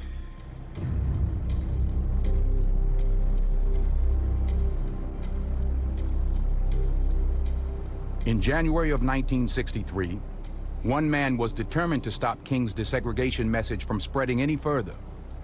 Birmingham's police chief, Eugene Bull Connor. The so-called Negro movement is a part of the attempted takeover of our country by the lazy, the indolent, the beatniks, the ignorant, and by some misguided religionists and bleeding hearts. Do you think you can keep Birmingham in the present situation of segregation? I may not be able to do it, but I'll die trying.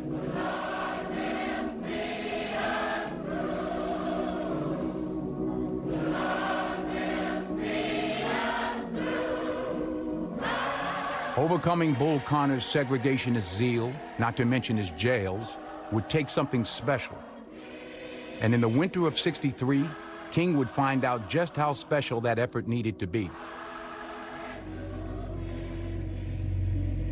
He spent all of January, February, and March 1963 training people to accept nonviolence, to go down into marches and be willing to go into Bull Connor's jails. But Connor's jails were so fearsome that no matter how much they exhorted people, no matter how many freedom songs they sang, how many prayers they prayed, how much fervor there was in the meetings, people wouldn't show up to risk going into those jails.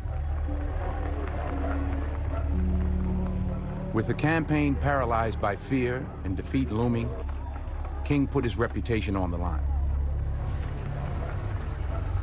Defying a city ban on demonstrations, he led one from the front.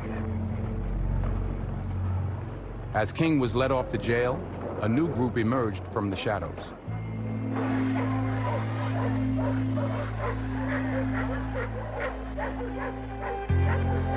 He's in jail. He doesn't know if the protests are going to continue or whether Bull Connor is going to win. Then the young people enter the Birmingham struggle.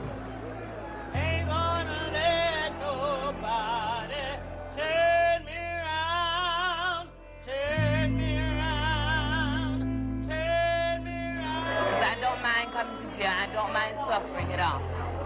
And I will suffer some more just for my freedom. I want equal rights. I want equal rights.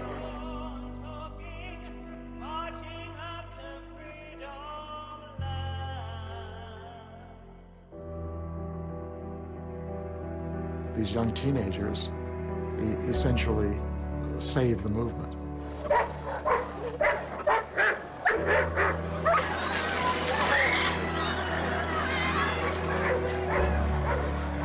Violence against the civil rights demonstrators was going on spasmodically.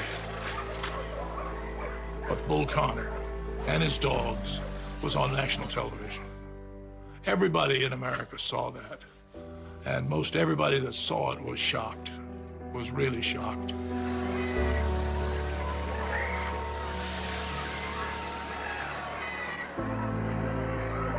The pictures were so shocking that it raised the moral issue of what kind of nation is America?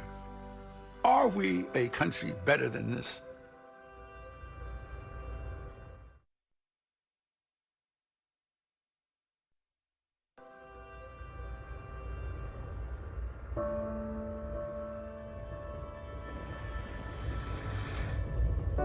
As the Birmingham campaign escalated, King moved around the country.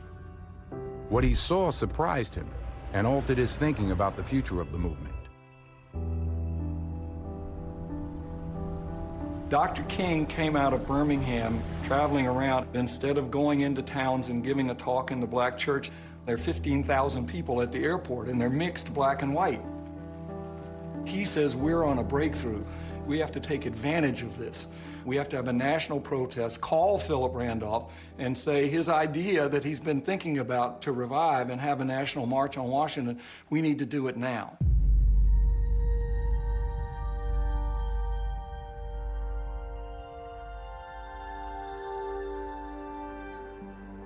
A. Philip Randolph was the founder of the Brotherhood of Sleeping Car Porters in the 1920s.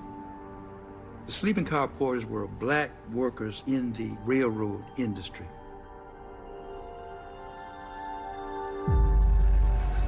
There was a time that blacks did all kind of work in the railroad industry. But as the new technology came, they were dismissed, and whites took the job. The one thing that could get organized and would remain African-American were the sleeping car porters.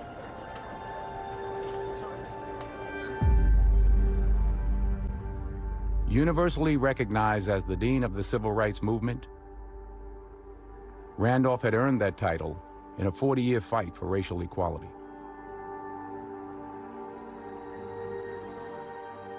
A. Philip Randolph was in fact the first black leader to advocate mass action.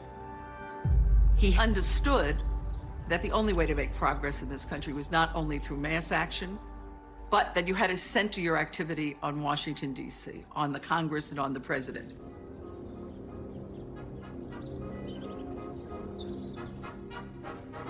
A. Philip Randolph told me the story when he was a young man leading demonstrations. President Roosevelt and Mrs. Roosevelt, who had invited him to dinner. During the dinner, A. Philip Randolph outlined all of the issues and things that he thought that the president should act on and be responded to. By the time it ended, Roosevelt said, Mr. Randolph, with all that you said here tonight, I'd ask you to please go out in your world and make me do what you've asked me to do. A. Philip Randolph went back to the people that he knew held a meeting and said, now we're gonna march on Washington. And the president signed the Fair Employment Practices Bill within days.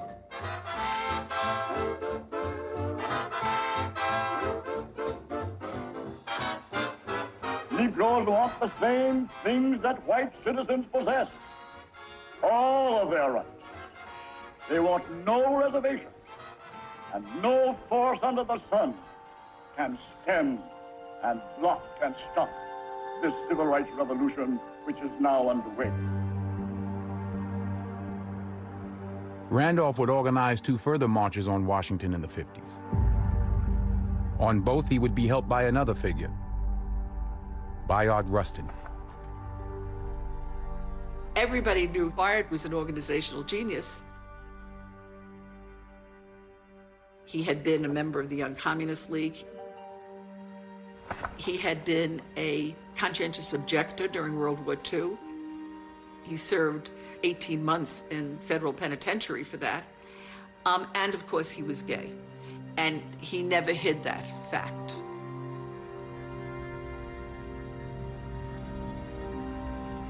Rustin was also an old ally of Martin Luther King. It was a relationship formed during the momentous event that launched King on the national scene, the Montgomery bus boycott of 1956. Mr. Randolph spoke to Dr. King in the early days of the Montgomery bus protest and suggested to him that Bayard would be a real help.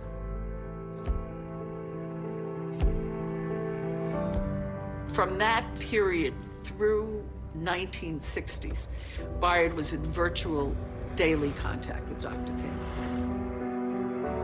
At the height of the desegregation battle with Bull Connor's forces, Rustin traveled to Birmingham.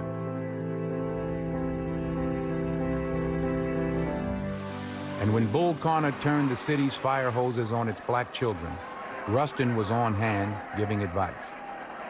One important piece of advice he would give came in the form of a message from A. Philip Randolph. A. Philip Randolph sent by Rustin down and said, look, rather than keep this a Southern black movement, we need to organize a march on Washington that would make it a national movement. Randolph had been stating in public that there may be a need for another march on Washington in the early 1960s. The Kennedy administration, which had come in with so much hope for civil rights, had faltered and was almost terminally hesitant to do things.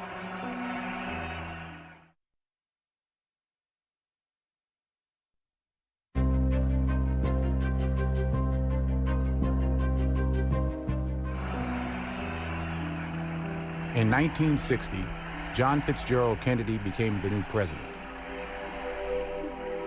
From the beginning, Kennedy's message of hope and freedom struck a chord with many across the world. At the height of his travels, the new president's commitment to democratic values would also embolden many closer to home. I have already talked with the president about issuing a sort of second Emancipation Proclamation. The shape of the world today does not afford us the luxury of such an anemic democracy. 2 years into his presidency, however, very little had happened on racial equality at home, and many, including King, began to lose patience. President Kennedy has done some significant things, and at the same time, I must say that President Kennedy hadn't done enough, and we must remind him that we elected him.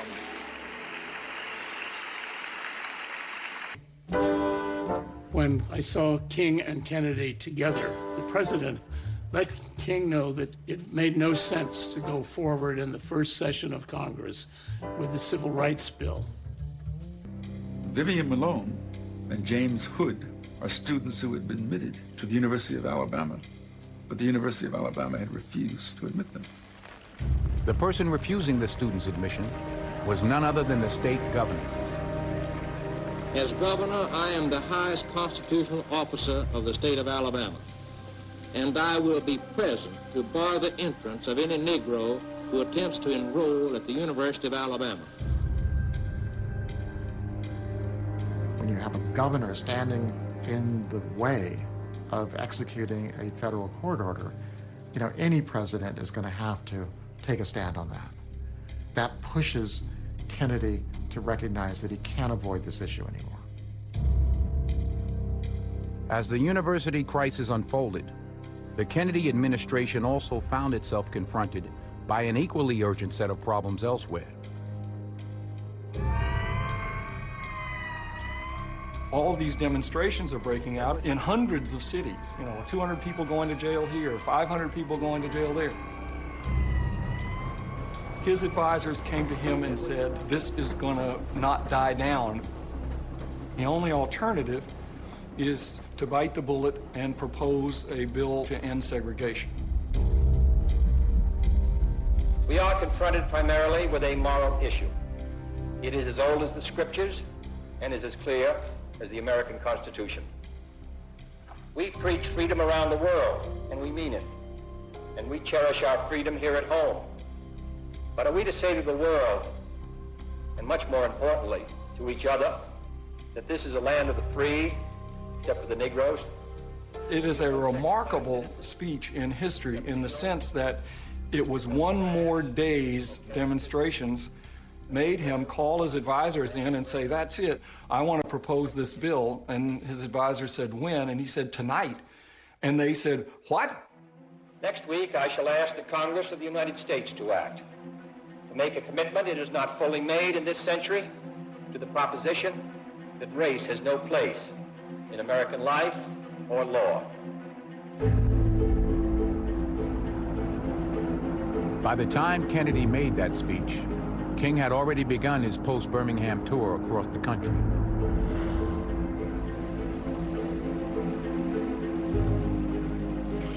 That tour would convince him that Randolph's March on Washington idea was the best way forward, and he began to say so. We are calling for a non-violent, peaceful March on Washington. We want to go there not by the hundreds, not by the thousands, but by the hundreds of thousands. We are determined to be free in 63. In a way, you've got two streams coming together. The political stream that Kennedy had making that speech and King's protest stream planning to have a march. Now they've got a bill that the president has introduced to have a march for.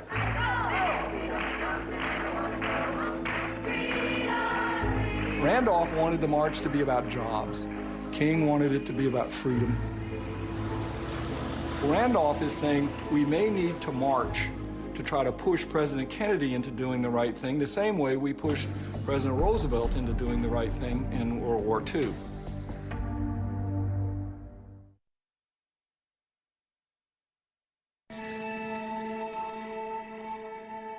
On July 2nd, 1963, the first meeting of the March on Washington Committee would take place in New York. For 4 months, Randolph had been planning for just such a meeting. In January of 1963, Bard and Norman Hill and Tom Kahn drafted a memo to Mr. Randolph, essentially saying, now is the time for a march for jobs and economic freedom.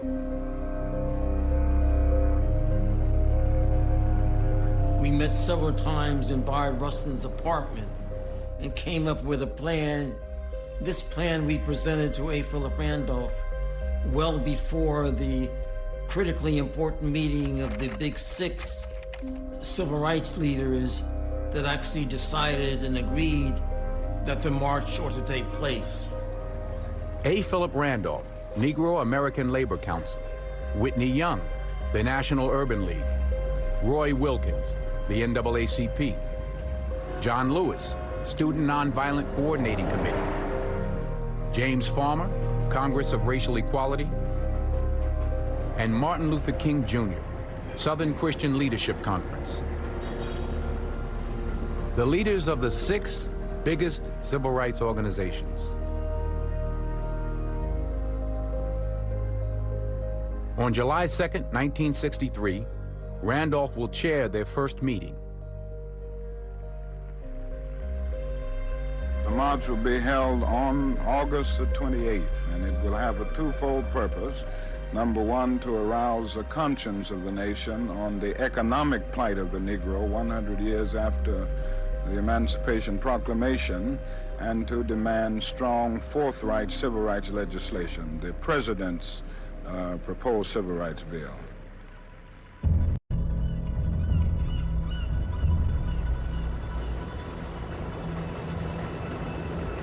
A. Philip Randolph calls people together to New York to meet about how are we going to stage this march.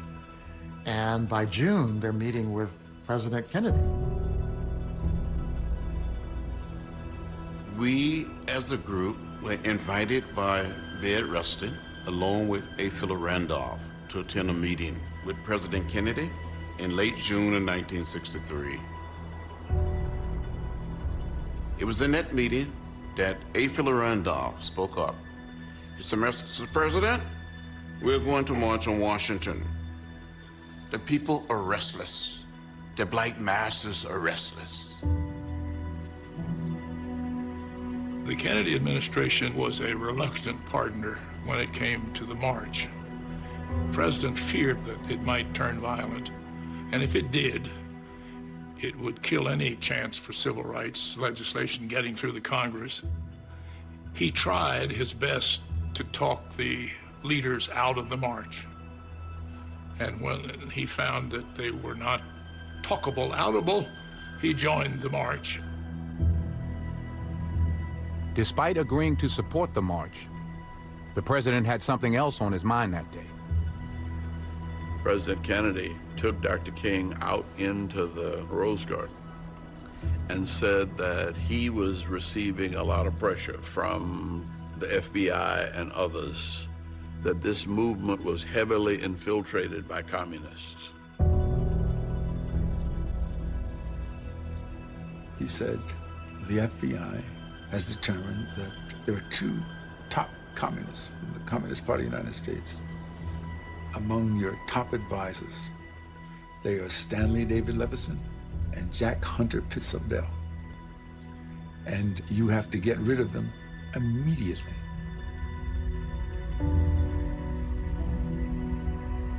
I was operating two jobs, direct mail fundraising, and then I was director of voter registration.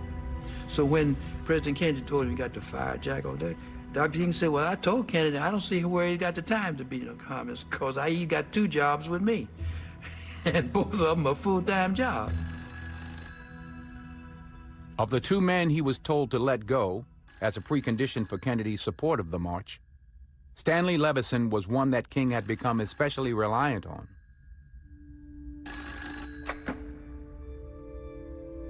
Levison and King had been close since the late 1950s. Levison did all sorts of advising, political counseling, editorial advising for King. Only in early 1962 did the FBI learn that Levison had become a close friend of King's. When the March on Washington is announced, Hoover goes to Kennedy and tells him about what he knows about Stanley Levison and this background. And he wants to institute wiretaps in order to see what kind of relationship exists between Levison and King. They began wiretapping Levison with the support of the Kennedy brothers. But as of the summer of 1963, they had produced not one scintilla of evidence indicating that Levison had any sympathy for communism.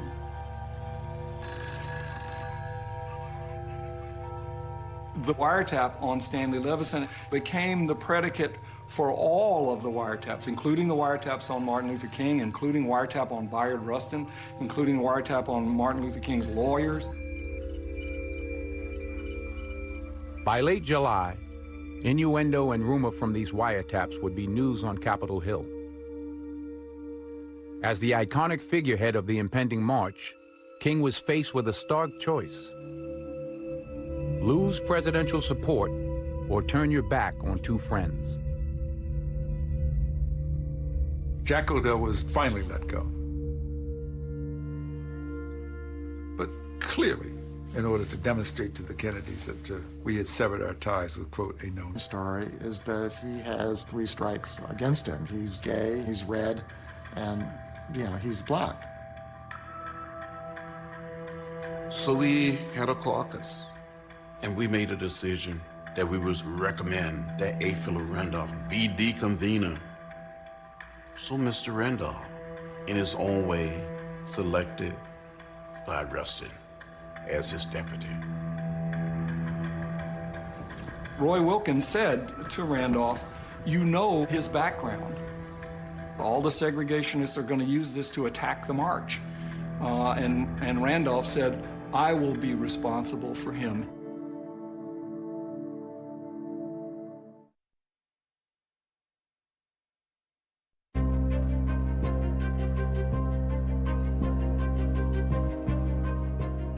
How many roads must a man walk down before they call him a man? Once Rustin was formally in place, he and his staff had 8 weeks to pull off one of the biggest political demonstrations in American history. Before she sleeps in the sand. Yes, and how many times must the cannonballs fly before... March on Washington, may I help you, please? Bayard Rustin, with the help of A. Philip Randolph and a young woman by the name of Rochelle Horwitz, put together the march. The answer is blowing in the wind. Bayard set the tone. Work began at about 9 in the morning, ended at 11 at night. Sundays was for staff meetings. Nobody quit before Bayard quit. This was 50 years ago, so there was no email. There was no fax machine. Bayard had asked that each civil rights organization loan 2 people to work on the staff. And for a good 6 weeks, we worked 6 days a week and 18-hour days. I don't ever remember coming in before 10, 11 o'clock at night, you know.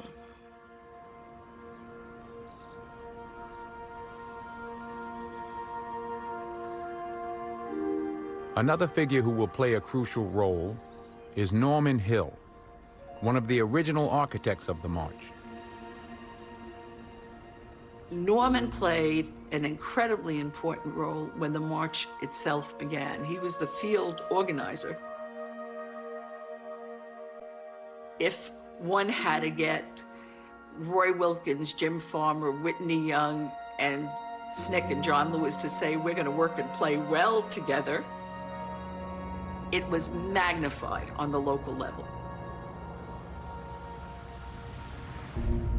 What I actually did was travel from city to city by bus, train, or plane.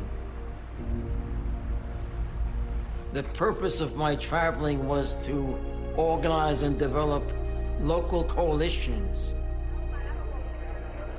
They would work to generate participation in the march from their city. Watch your Washington buttons right here for sale. We're taking 25-cent donations for these buttons. They would raise funds to enable those lacking the means to go to Washington, D.C.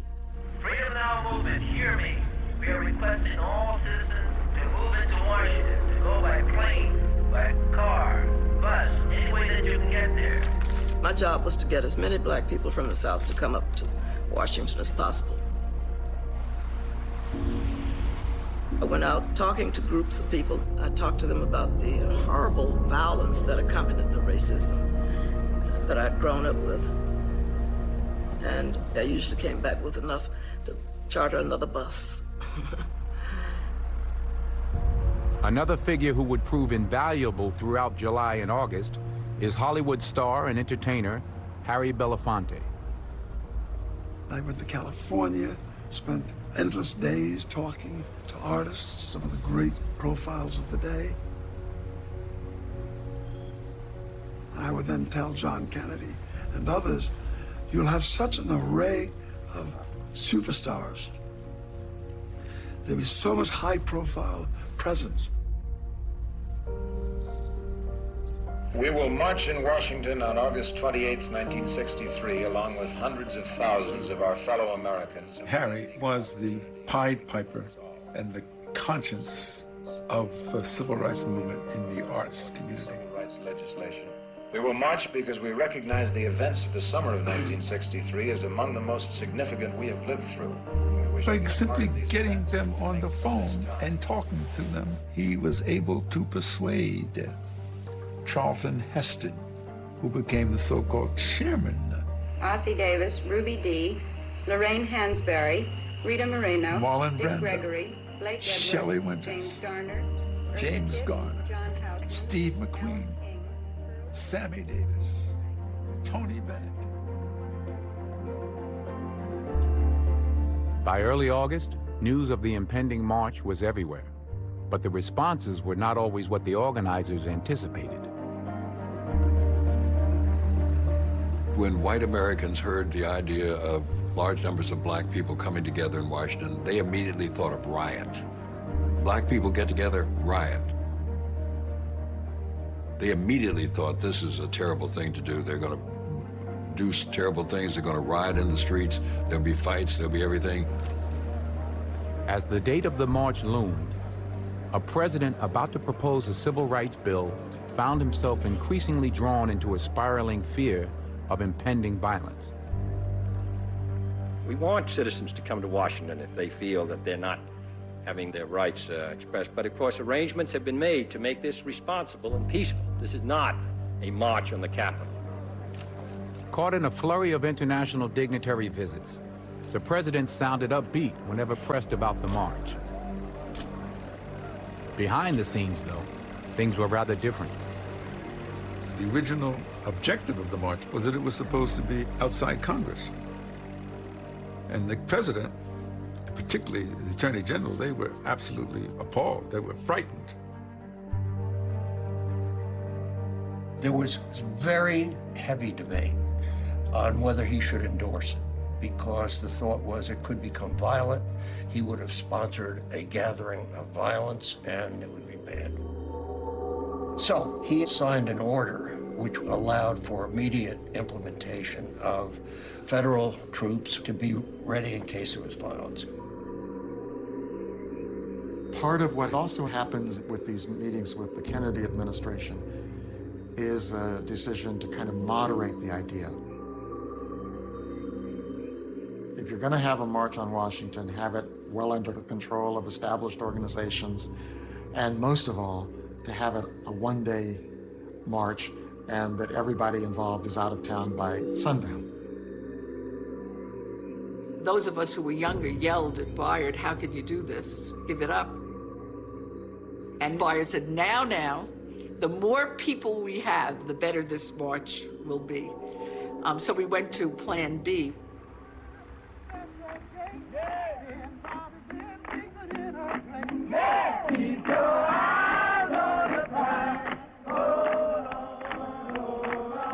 August 27th, 1963, the night before the march.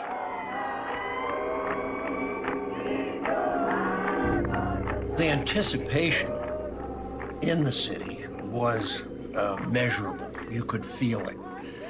People did not have any sense of what might happen.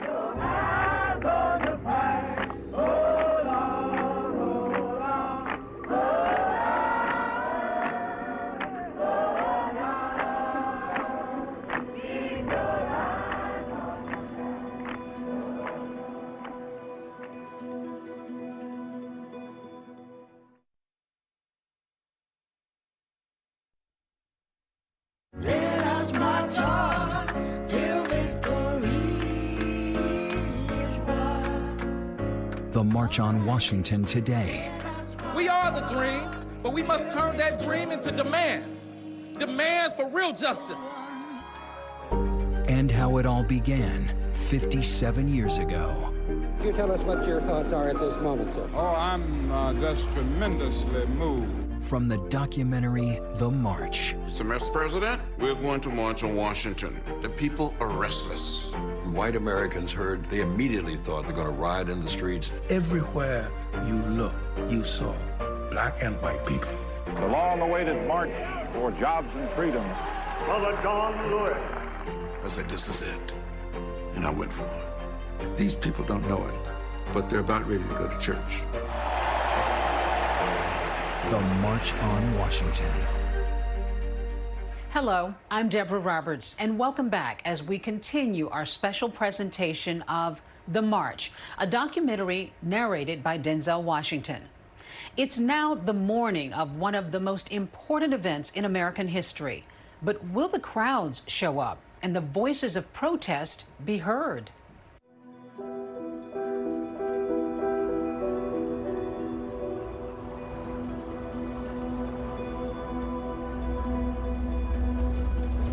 I'd finished my first year, and during that time, when I began to hear there was going to be this massive march on Washington, I didn't know how I was going to get there, but I definitely wanted to be there. I managed to find a ride with an NAACP group that was leaving from Indianapolis on the night before the march. The bus went overnight, so I didn't get a lot of sleep.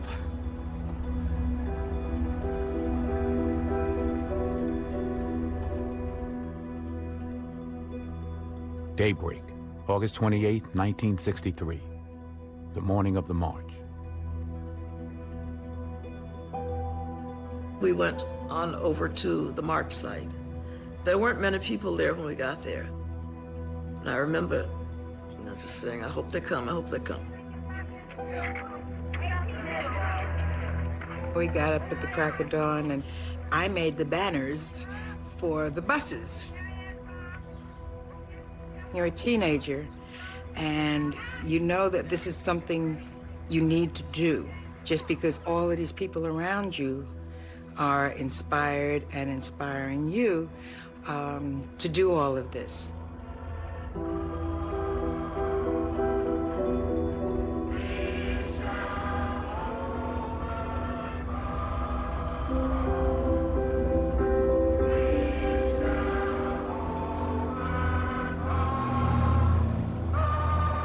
Once we got out of Jersey, then you're hitting Philadelphia and Delaware. You're into dangerous territory. The plane will leave at midnight, and we will arrive in Washington at 9 a.m. in the morning. When we arrive at 9 a.m., there will be a press conference with our group as well as the people coming in from New York. Chartered planes that came from California, chains that came from New York, and everywhere, laden with the greatest artists that day. We closed the theaters on Broadway. Some of the studios suspended shooting for the day. So these stars from, the most visible to show up. It wasn't until, I guess, about 7:38 that we saw people coming up the hill that we breathed a sigh of relief. They're here. People kept coming and coming and coming. And we knew from the moment the crowds began to arrive that we had a success.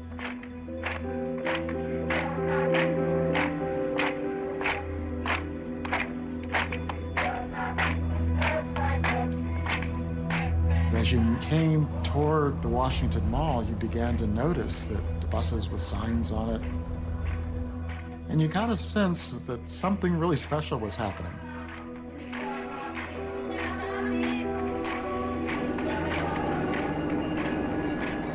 I remember watching the first arrivals. It was my first major assignment. It was all fairly basic equipment, and not knowing whether it would work, I began to feel nauseated. And I started sipping Coca-Cola and chewing Tums, and nothing helped, and I went down off the steps into the boxwood, and I threw up.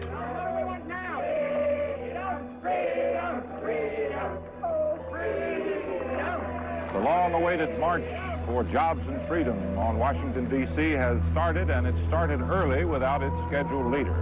About 10 minutes ago, the march began, broke out of... I'll tell you, when I began to really feel good was when Joan Baez sang, "We Shall Overcome." You just felt, this is it. This is okay. This has got it. And you could feel everybody going, yes. It was, in some ways, my best contribution to the civil rights movement, was making what I call salt and pepper audiences. People come to me years and years later saying they were standing next to somebody from the school and holding hands, singing "We Shall Overcome." Those stories are so moving to me.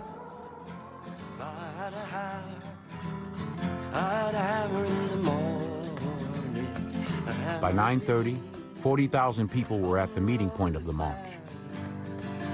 I'd hammer out danger, I'd hammer out a warning, I'd hammer out... Cars and buses had arrived from Alabama, Mississippi, and every other southern state.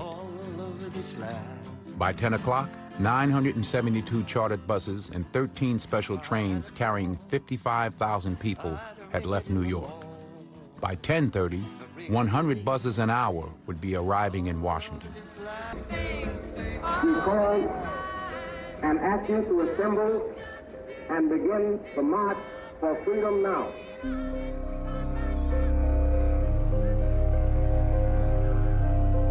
Despite the growing numbers, not everything was going according to plan with the march. As the thousands moved toward the second site, a simmering dispute over one of the speeches threatened to derail all of the hard work. John Lewis showed copies of the speech to me and to Bayard, and we loved it. We thought it was the greatest thing in the world. There's a young man who worked on our staff, Courtland Cox, and there was a press table. And I remember Courtland rushing past me saying, I'm going to put John's speech on the press table. And I said, don't do it. He's got the whole world in his hands. The first call that Mr. Randolph got was from Archbishop O'Boyle. O'Boyle said he would not do the invocation if John gave a speech. He's got the wind and the rain. That hit us like a ton of bricks. For us, it was a collective statement for SNCC and not John's speech alone. I was very upset about it. We all were.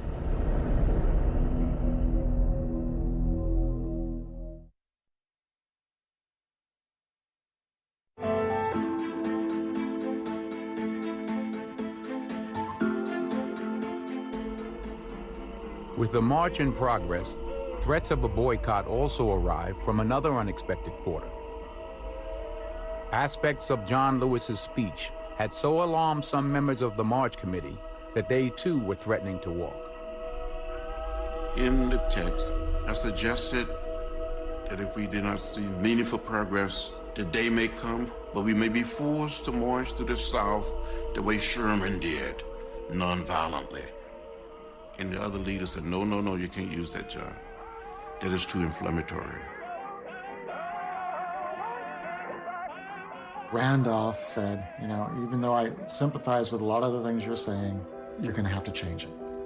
He said, you know, I've been trying to achieve this march since before you were born, and I don't want to see it ruined right on the eve of this march.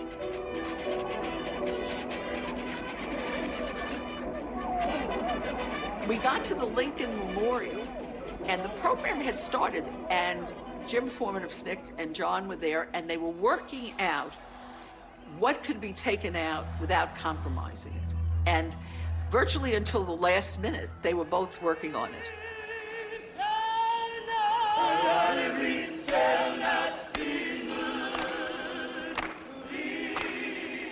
Assured that the speech would be changed, Archbishop O'Boyle agreed to the invocation.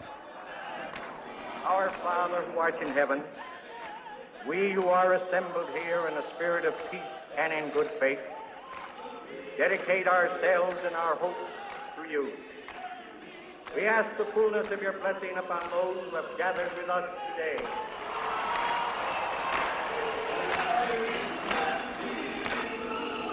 By lunchtime, over 150,000 people had assembled. And cars, coaches, and trains still kept coming. In the sweltering August heat, performers and speakers took to the stage. By early afternoon, over 200,000 had filled the mall, one of the largest demonstrations in American history.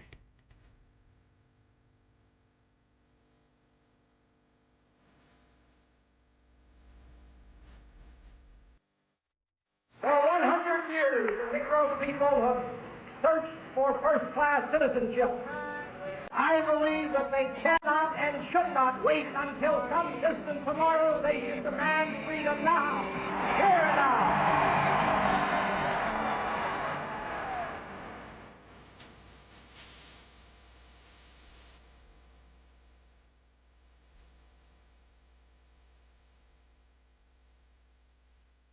I have some 1,500 names here.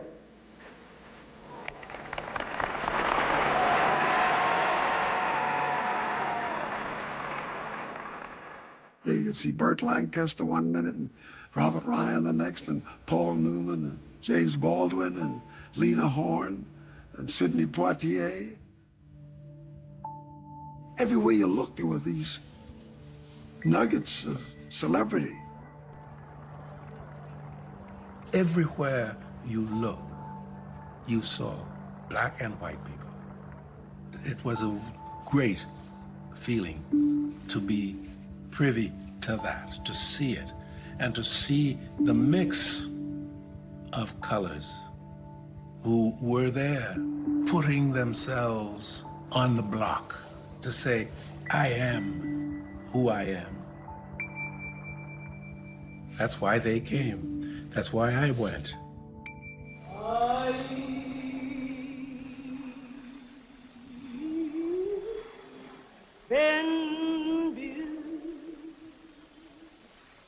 By late afternoon, John Lewis had finished making changes to his speech, and he was ready to be introduced by A. Philip Randolph.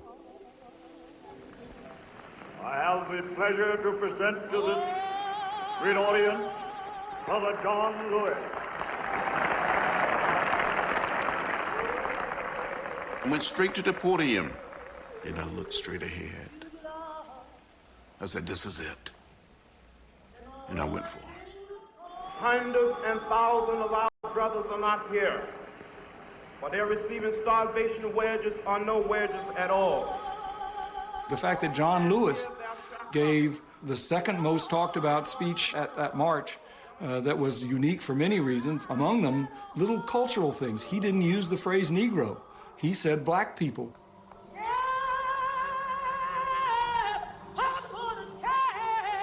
We must get in this revolution and complete the revolution.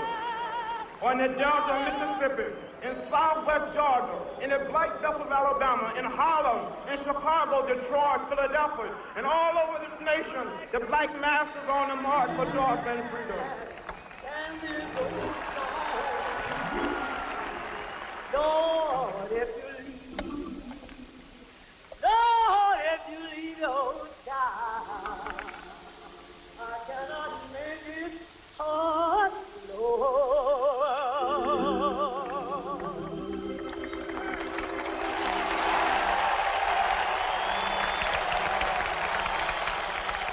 Finally, the man most people had come to hear. Dr. Martin Luther King, Jr. It was the first time most Americans heard a complete King speech. It was televised from start to finish. Here you heard a whole speech in which he was speaking not just for the aims of black people, but for the destiny of American democracy. 50 years ago, a great American in whose symbolic shadow we stand today signed the Emancipation Proclamation. 100 years later, the Negro still is not free.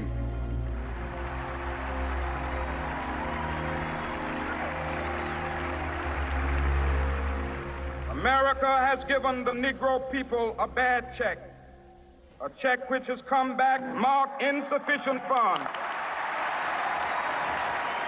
I was 9 years old, and from what I had gathered from the zeitgeist, from family members, my community, I knew that this moment was going to be a seminal moment for us.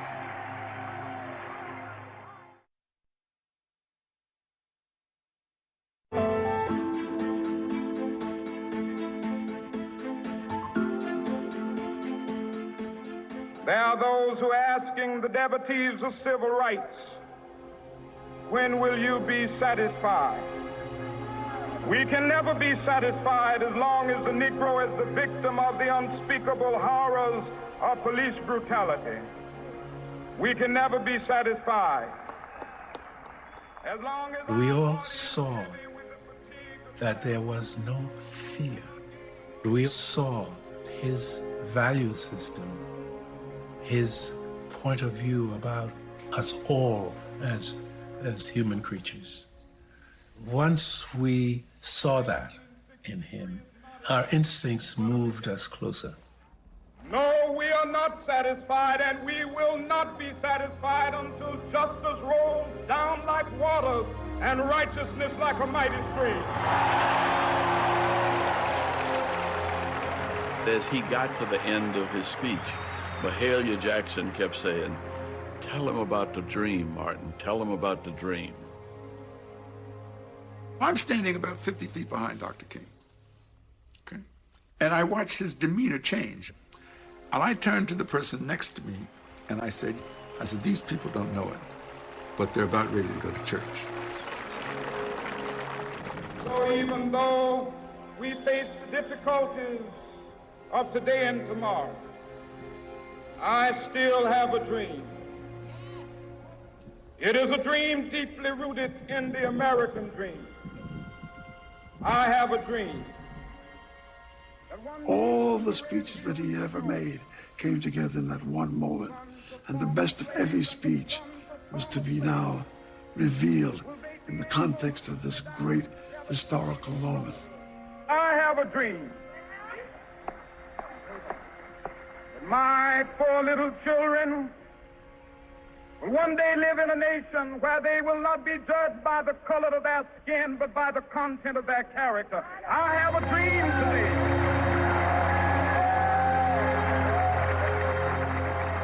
Let freedom ring from every mountainside.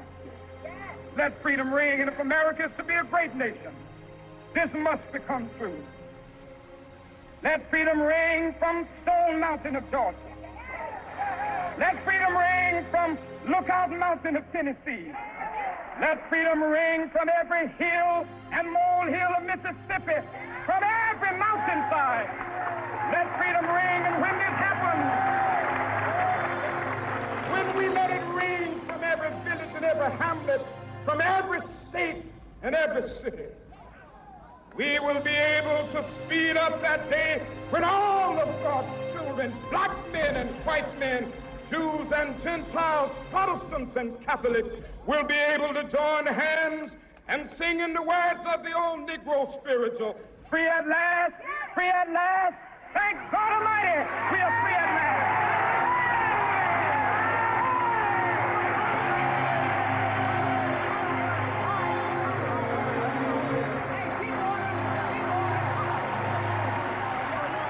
Being there is one of the highlights of my life.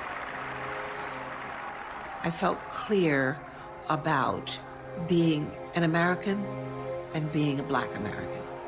What Dr. King was saying was really so simple.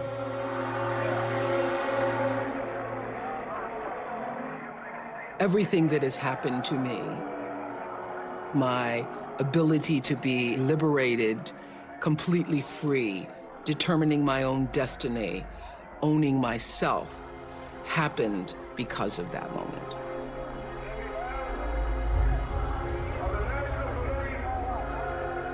The Kennedys were worried the very moment the march appeared as a realistic possibility. But after the big event, the leaders of the march go to the White House. This is a coming together of the Black civil rights movement and the Kennedy administration. Which has just ended. When we come back, a new look from 2020 at how the struggle continued in the years after. That historic March of 1963 was an incredible turning point. So what happened in the days after, the years and even decades after? Our new history lesson picks up now, taking us from Black Panthers to Black Lives Matter. You know, and it was a very inspiring time. The actual success of the March on Washington was it signaled, we come here now to dramatize this shameful condition, and we go back. We go back to the South. An energized generation kept right on marching after D.C. a year and a half later, enduring brutal violence at the historic Selma to Montgomery marches. Those efforts led to another huge breakthrough, passage of the Voting Rights Act. It's all of us who must overcome the crippling legacy of bigotry and injustice. And we shall overcome. By the end of March 1965, Lyndon Johnson was introducing voting rights and ending his speech with, "And we shall overcome." You know, so I mean, I have seen the world turn And I've seen change that I never thought was possible. But as the decade went on, patience began to wear thin, and the peaceful optimism from that August day in D.C. competed with the emergence of more militant voices, like the Black Panther Party. We believe that people need to be educated if we ever going to defend ourselves against the fascism that's running rampant in the United States of America and all over the world today. We moved from civil rights to calls for Black power. If you look at what was actually happening in streets of urban America, we were not realizing the promise of inclusion. Then, in April 1968, the man whose words rang out so loud and clear at the March on Washington, silenced by an assassin's bullet in Memphis. You know, after Dad's death, there were over 100 cities that went up in flames. That's certainly not what he would have wanted. What my father used to say was riots are the language of the unheard. Where they have no option, they resort to violence. There was also a fierce backlash when it came to actually implementing those landmark civil rights laws. In the 70s, communities like South Boston were torn apart by court-mandated school busing, intended to force desegregation of schools. Even after we won laws, those laws had to still be actualized, right? Because just because you get a federal law doesn't mean a state is going to want to follow it. I, Barack Hussein Obama, will preserve, protect, and defend the Constitution of the United States. So help you God? So help me God. Congratulations, Mr. President. 45 years after the March on Washington, thousands again flocked to the nation's capital to witness another transformative event, the inauguration of the nation's first Black president.